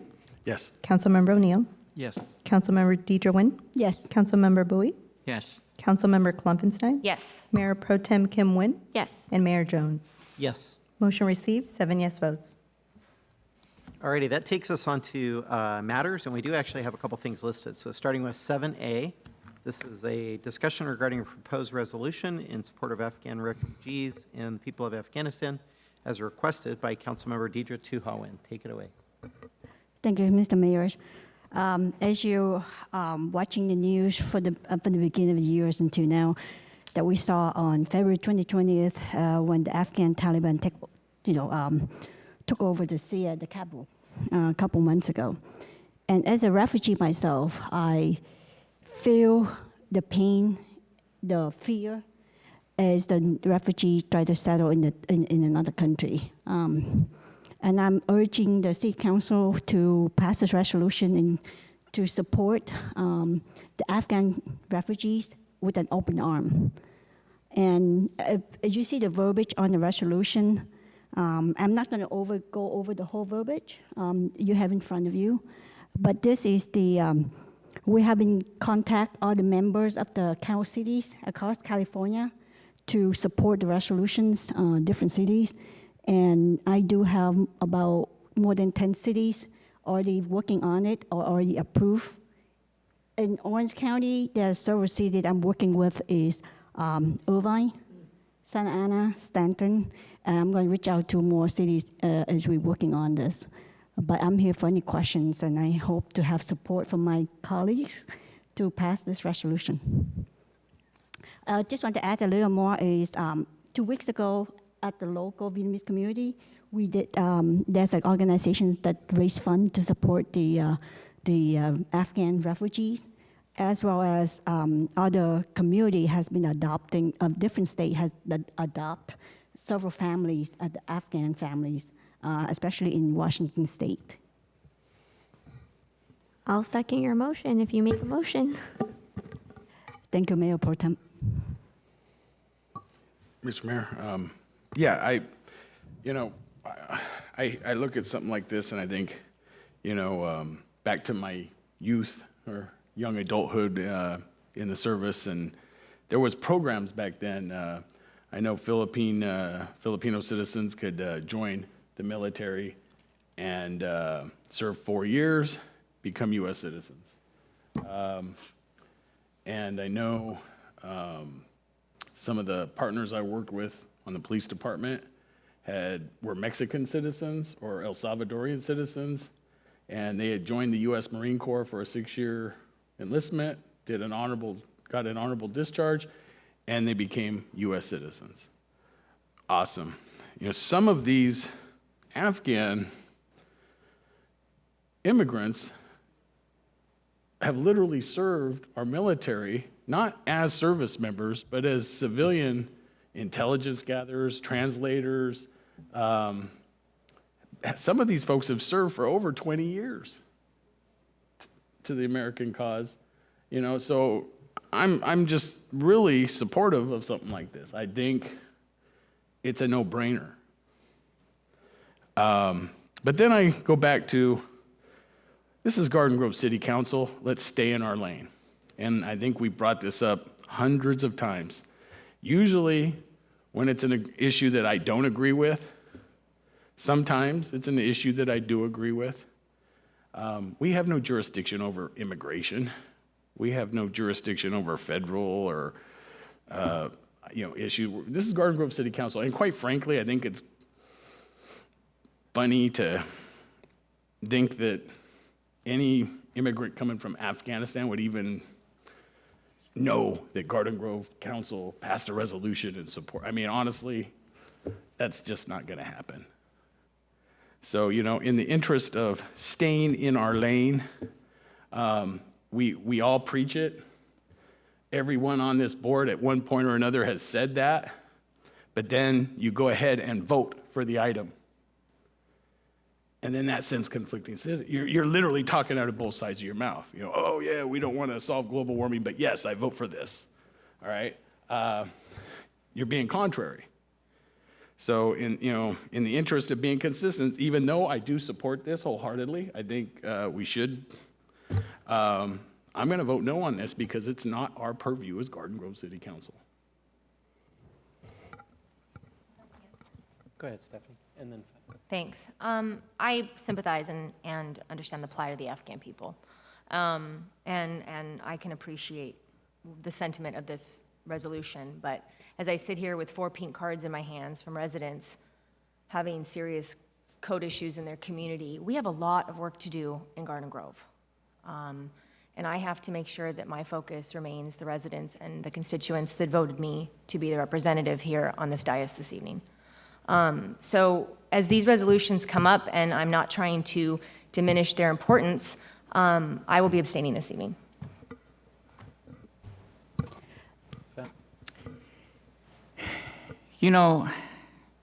I watch and follow the news from Afghanistan, and it broke my heart. It brings back so much bad, tragic memories on my part. And I reflect on what happened to my family, myself, and some of the people that I know. And I project that I would imagine whatever happened to our situation, what happened in Afghanistan probably would be 1,000 times worse. The communists, North Vietnam, even though they are brutal, but at least they are still our people.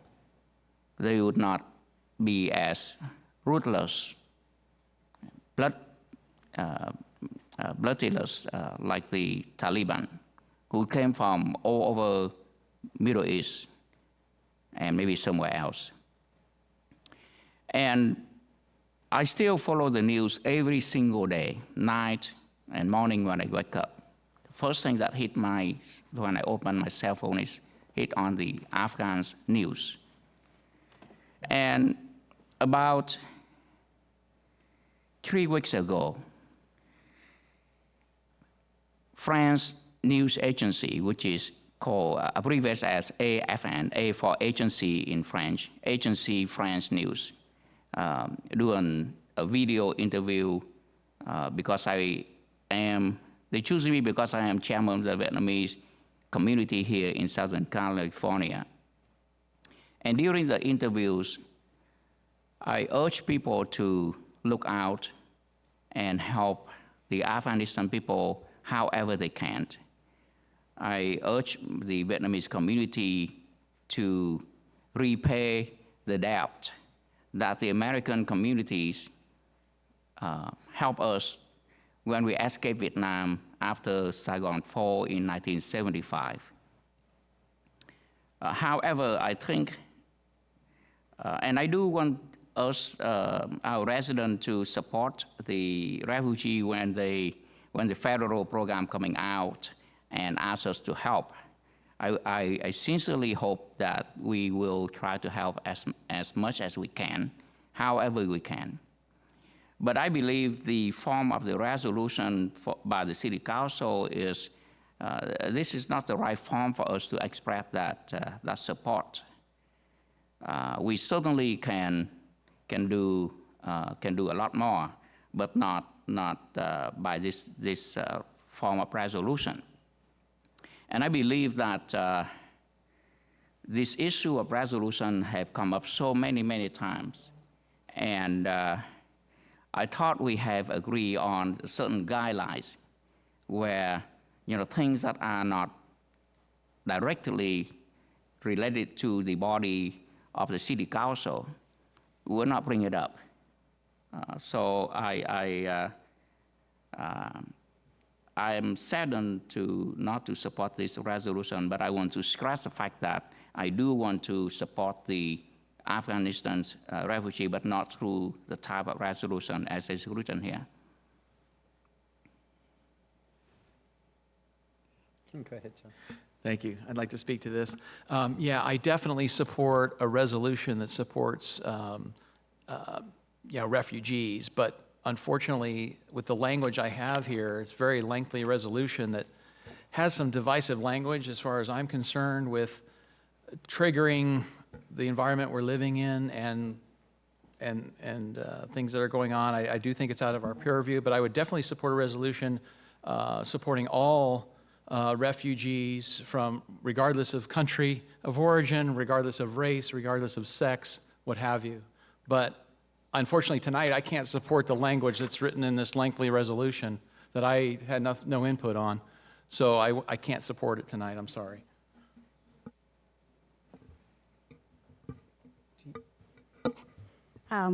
Thank you, colleagues. The reason I put this with this resolution because our city has been recognized. I mean, every single year we recognize the Refugee Day, right? And I think, and also in my district we have the Islamic Center, and I feel that we will have, in a way, we want to open arm. The city open arm to welcome a refugee, especially in this kind of day the Afghan people went through. And that's the thing that I feel where we are compassionate, right? So that's the reason why I want to push forward is City of Garden Grove, with the census number, majority of us are immigrant, majority of us are refugee. It doesn't matter, just like John say, yes, you support refugee, but refugee come from different country, different situation. And currently, the Afghan refugee need to feel that they are welcome too, with an open arm. And I would support a resolution that maybe said that, but the one we have tonight has a lot of other language that I I just don't think is necessary. I don't want to get an argument with it. I definitely support refugees from Afghanistan, the Afghan refugees, or any refugee, but the way this is worded, I'm just saying I can't vote a yes on this language tonight, having no input on it. And I love to hear your input, John. Okay. I love to hear Okay. to make it work. Thank you. Perhaps taking on what Councilman John O'Neill mentioned earlier of a generally statement about support for all refugees. You know, right now we have a human crisis, not only in Afghanistan, but also in Yemen, Ethiopia, and many other countries around the world. So we have one resolution for each of them. I think the fact that we have a resolution as a inclusive city, harmonious city, I think that is probably sufficient to say that we welcome all immigrants and all refugees around the world. If we want one more, maybe one general resolution to support, to indicate that we open arms and will try to help all refugees. But to single out one after the other, after another, I think it's getting out of hand very soon, because there are so many issues nowadays, happening all over the world. Where would you like to go with this tonight? Would you like to still proceed forward? Do you want to? I'd like to propose a substitute motion to allow for Councilmember Tu Han Nguyen to work with Councilmember John O'Neill on revised language for this resolution to come back at the next meeting. Second. I'll second.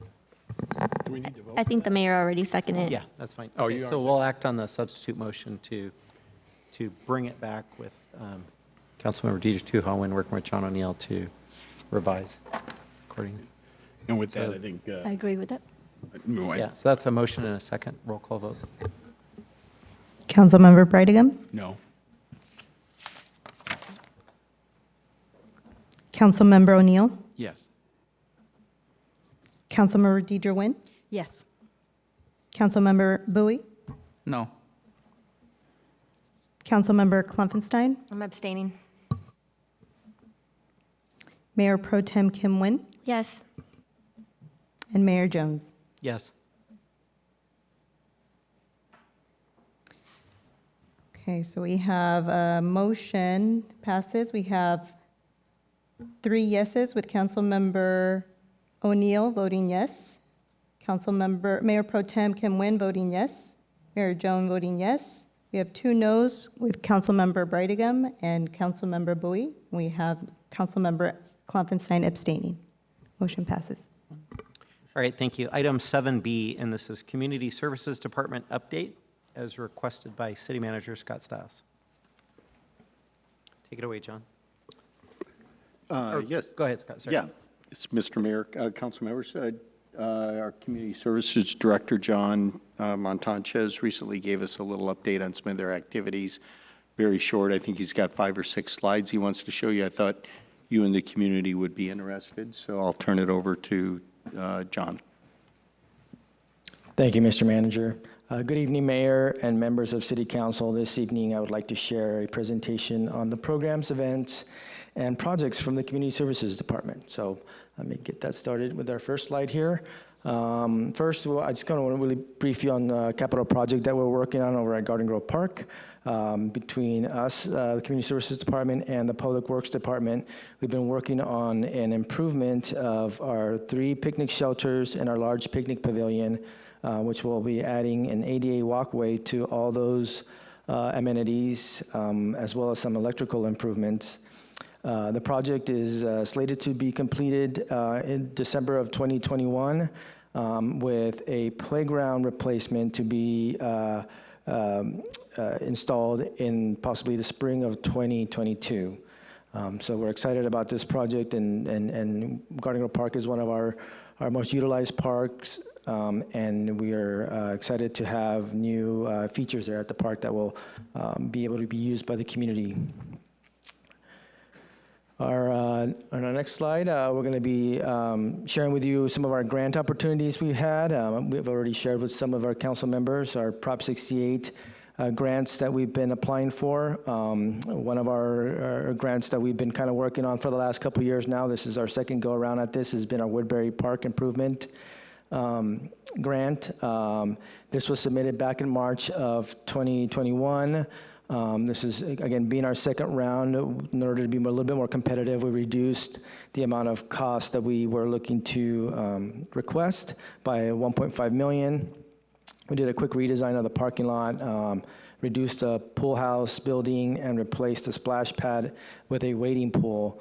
And we were hoping to find out by the end of this month.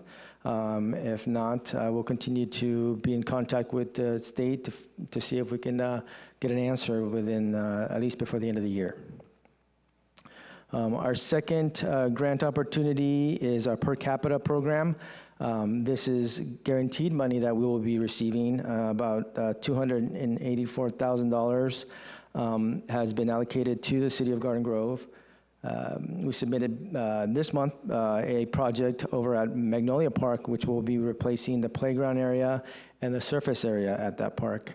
We will be adding a few more amenities to the park that are not part of this grant, so there'll be a little bit more added features. However, as part of this grant, this grant will just be paying for the playground and the playground surfacing, and this is not a grant that the city has to match.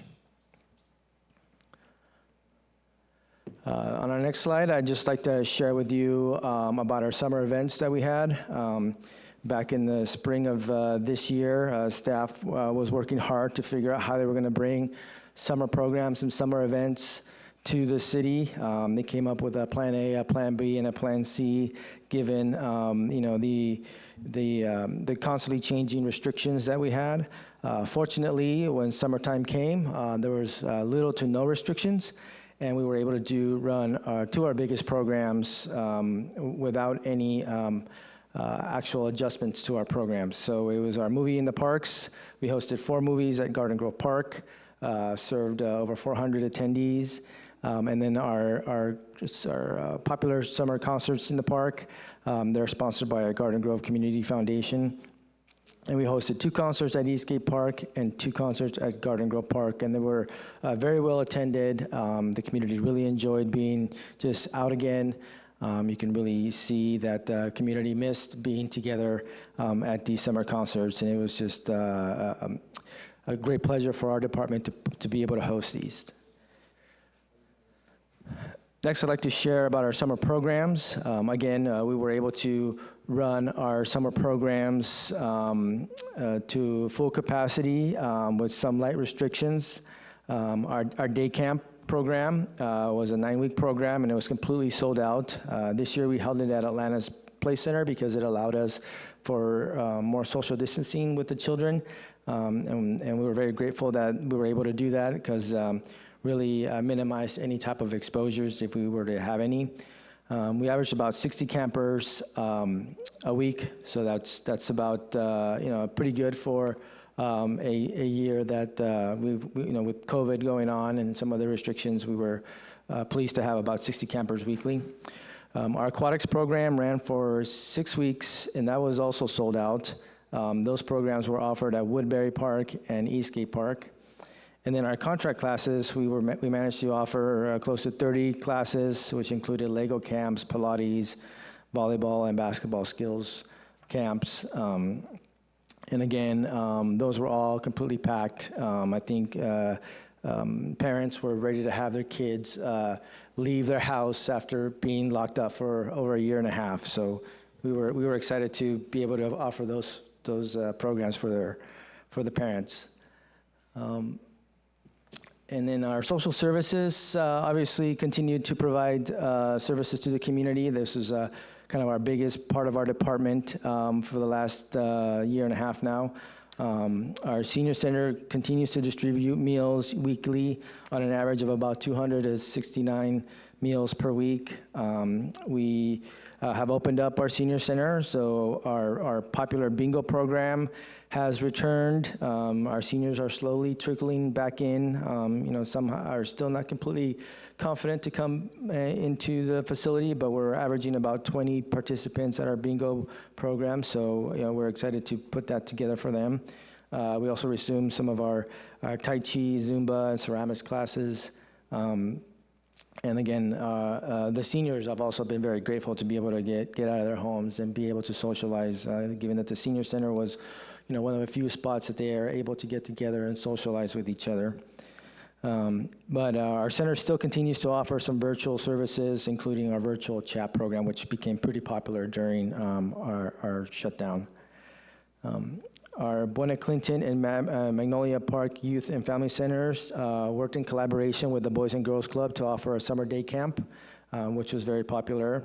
We worked with Bracken's Kitchens to distribute close to 1,200 meals to the communities of Buena Clinton, our senior center, and Magnolia Park Family Resource Center. And our centers have also resumed indoor classes and done outdoor movie nights. And we just recently served about 210 youth with our back to school drive, which was great for that community. We are also working in collaboration with COVID Clinic to establish 2 testing sites within the city, one here in the senior center parking lot, and that one's open Monday, Wednesday through Friday, Wednesday, Thursday, Friday, 9 a.m. to 4 p.m. And then on Tuesdays, it's open 11 a.m. to 6 p.m. And then at Magnolia Park, they're open there on Monday, Tuesday, and then Thursday, Friday, Saturday from 9 a.m. to 4 p.m. So as far as our parks and facilities, as you can imagine, our Parks and Facilities Division has been very busy with our field rentals. Our youth and adult leagues have resumed games and tournaments for a large majority of the shutdowns.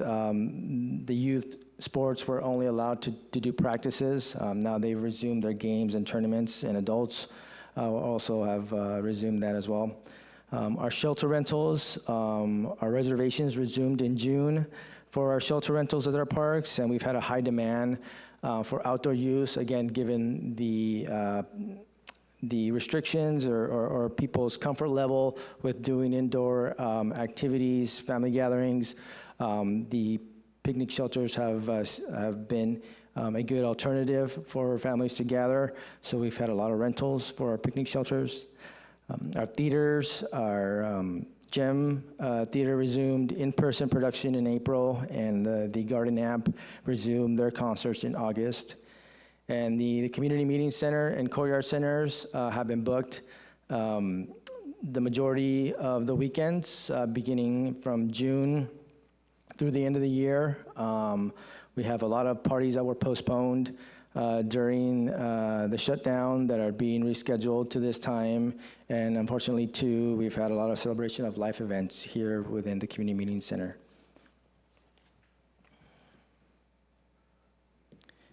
And then moving forward for this fall and winter, we have our 2 large events. Again, barring any outdoor restrictions, we're hoping to have them just like we usually do every year.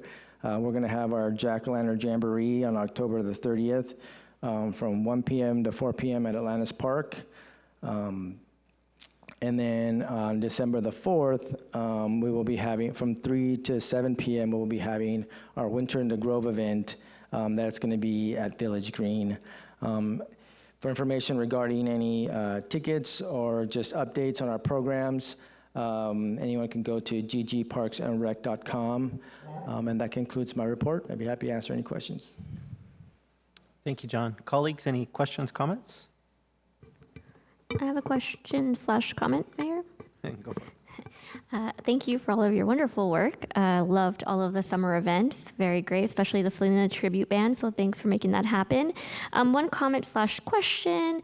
While I was at a conference, I did happen to speak to a previous donor for our movie nights who seemed very eager and supportive of potentially supporting another event for Dia de los Muertos, preferably showing the movie Coco.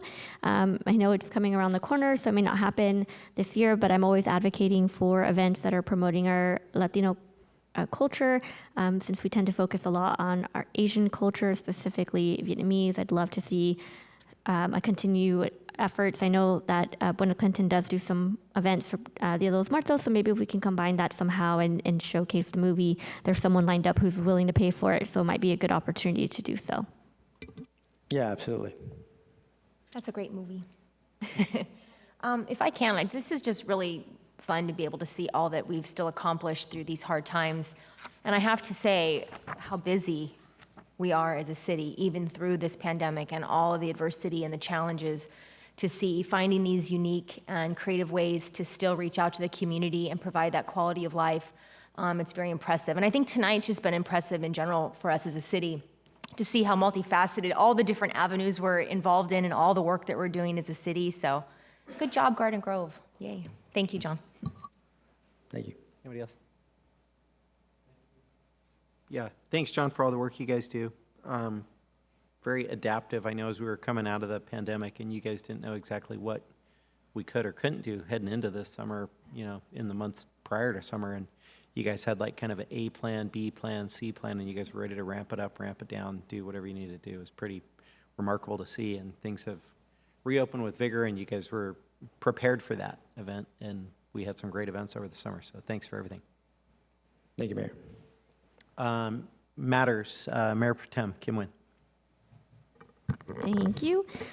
Just wanted to first start off with thanking the IT department. I've worked with them previously this past year with a very long laundry list of recommendations to upgrade and revitalize our Garden Grove website, and I've seen some of that taken into effect, and I'm really happy and excited to see the rest that follows, but wanted to make sure to shout them out for the work that's already been done. Last week, I attended the League of California Cities, now known as Cal Cities Conference in Sacramento, with the city manager and Councilmember Tu Han Nguyen. Attended several sessions regarding housing, cannabis, bridging the digital divide, and on equity. Some great things, and it was great to see some local presenters. For example, at cannabis, we had City of Costa Mesa there.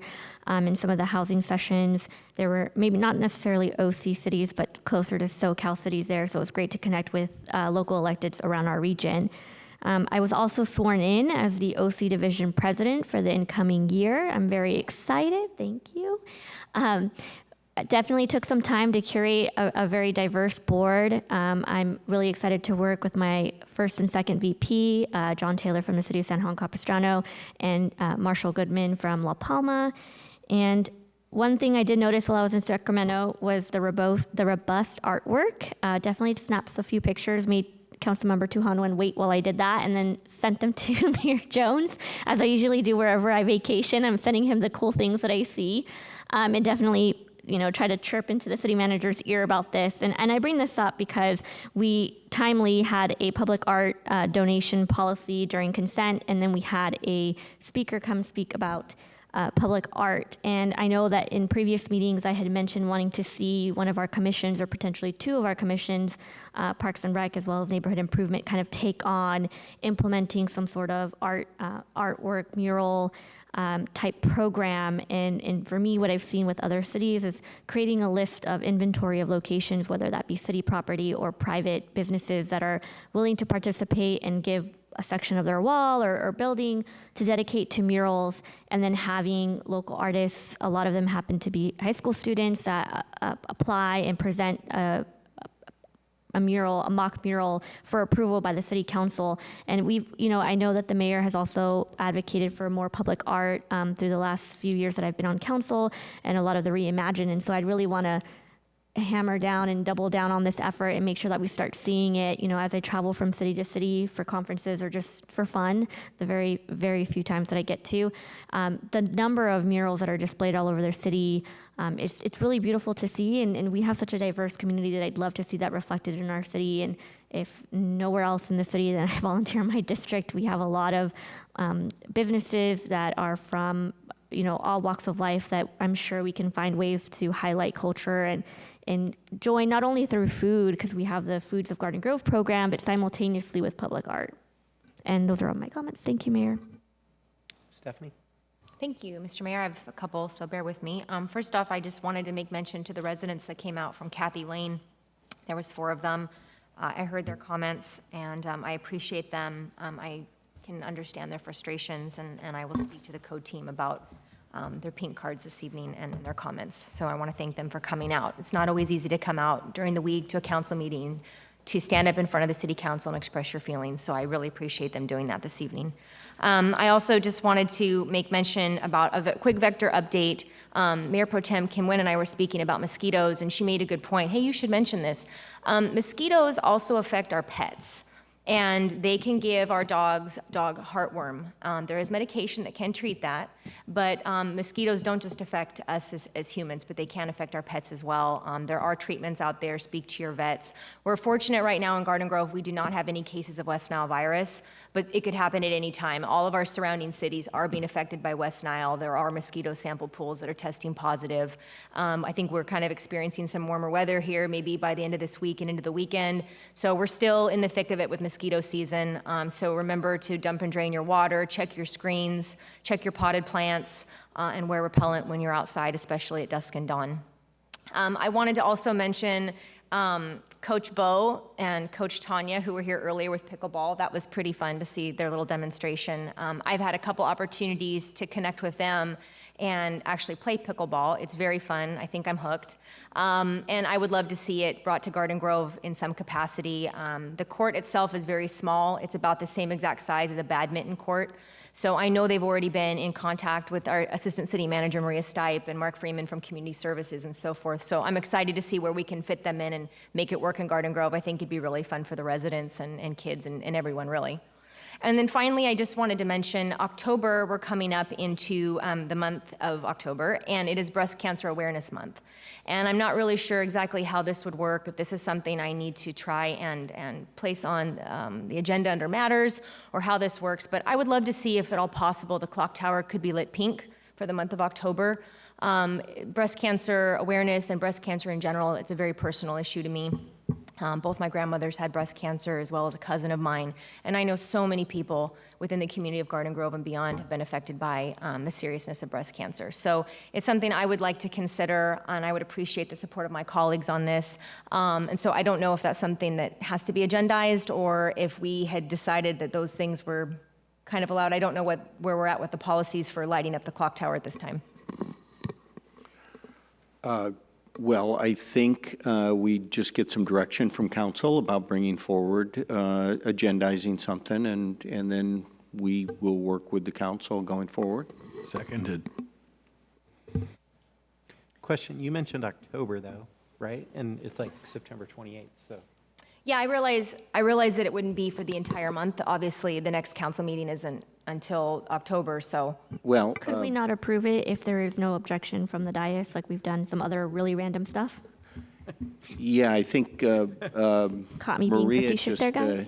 Maria just advised me, maybe if the council gives us direction tonight and votes on something to bring something back I'd love to motion to light the clock tower. in November. Yeah, but the Maria, item is October. not on the agenda, so you can't really take any action on it. But we do have direction, I think, or at least, Hearing no We objection. don't have to vote on anything, right?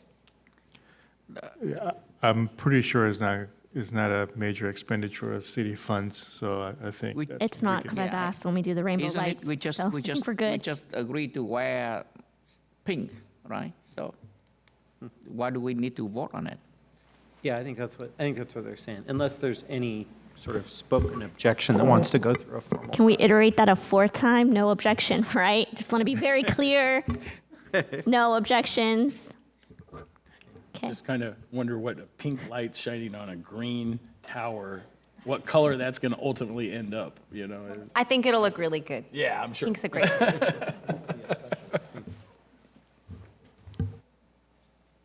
Okay, well, I appreciate the support. Thank you. All righty, no objections. Fat, go ahead. Sure, okay. I'm also a cancer survivor. I came down with colon cancer in 2012 at the stage 3B. So I'm really glad that you bring it up because I definitely would want to support it. Being a cancer survivor, through my experience, I have to underwent 8 months of chemotherapy, so I know how terrible it is. But one thing that I on my own experience,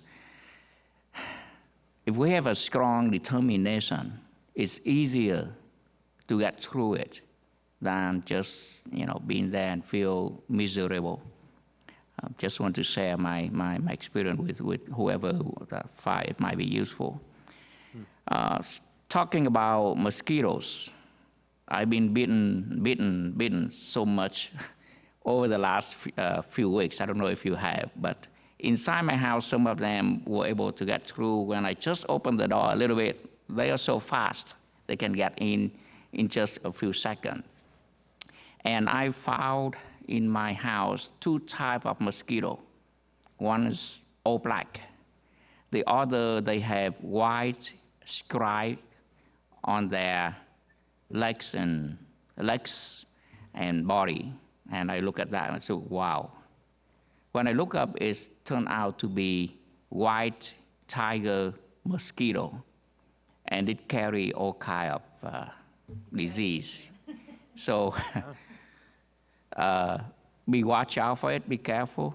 Like Councilman Stephanie Klopfenstein mentioned, be extremely careful and also look out for your pets. Thank you. Councilmember Deidre Tuhowen. Thank you, Mr. Mayor. Just like Mayor Pro Tem Kim was just mentioned, last week, Mayor Pro Tem and myself and City Manager went to Sacramento for the League of California City Conference, and now we call Cal Cities. We don't call it a league anymore. And congratulations to Mayor Pro Tem for Madam President, represent Orange County Regions. I also myself been elected, swearing in as a board director at large for the API caucus of the Cal Cities. As you know, we have the API community is the fastest growing community, and Garden Grove alone, we have 43% of the API population. So I'm looking forward to continue working with different organizations in the community, especially the art, public art. We learn a lot from different cities, and then we would like to promote Garden Grove. So I think it's our mission to reach out to the business for any available space across cities to beautify our city, because this is our city. That's one thing. And I think, upcoming, I think on Main Street, the Elvis Festival, right? So, and on October 10th. So just want to bring it out, then we'll be out there to celebrate the Elvis Festival. I think that's Councilman Fatbu, I think that's your district, right? Yes, it is in my district number 4, and I was thinking with my new hairstyle, maybe I could try to join the contest for Elvis this year. Hey. We all should sing karaoke Elvis song. How's that? Sure, we do a duet. That would be fun. Mayor, I forgot to mention that the city attorney was also present at the conference. Councilmember John O'Neill. All right, thank you. I just wanted to comment on the residents that came out from Caffey Lane, because you could take that street and throw a rock to every other block in Garden Grove and you have the same problems, right? So I just wanted to be clear with the residents. Sacramento and San Francisco and your legislature has taken over local control of building at single-family lots. This council has very little, no control over what we can control you to build on your property. The state has taken that control from us. Now, they think they're doing a good thing, but most cities and mayors in this down in Southern California, I don't know what Northern California is doing, but I know here, all I hear about almost every other day when I'm talking to somebody is how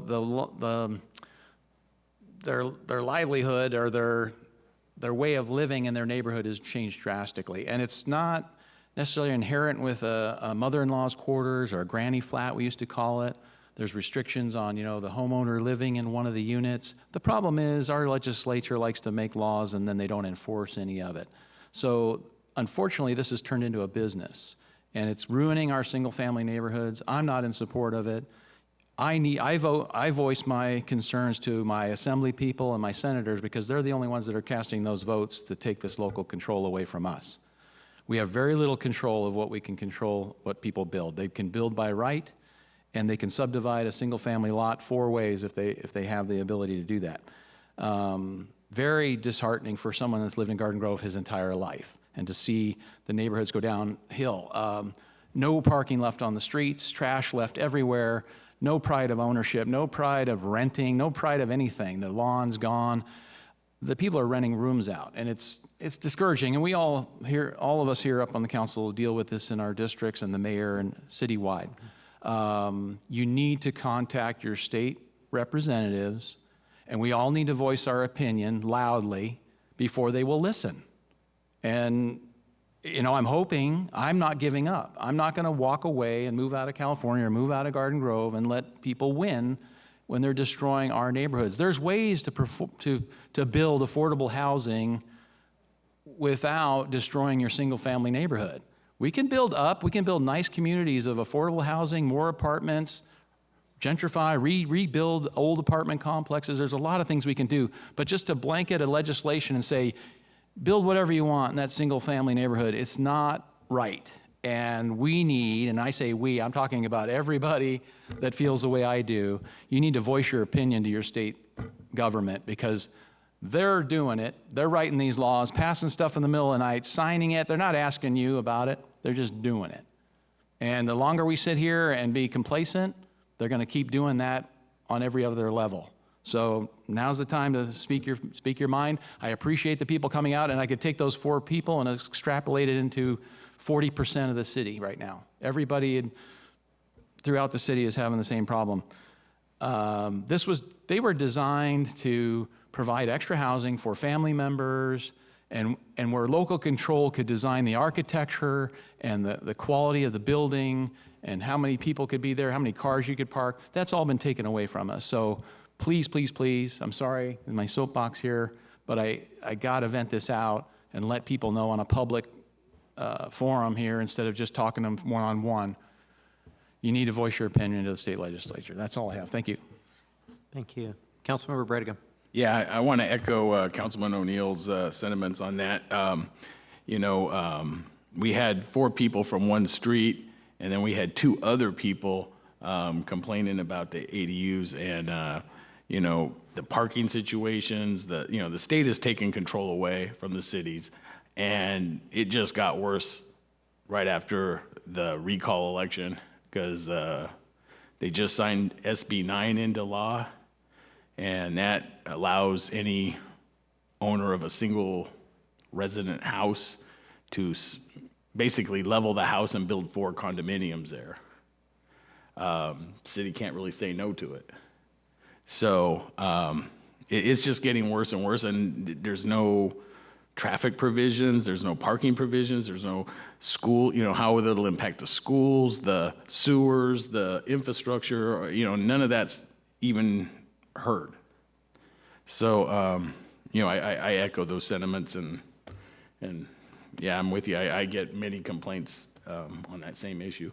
But what I want to talk about primarily, and I know everybody here gets the emails, is the coyote nuisance.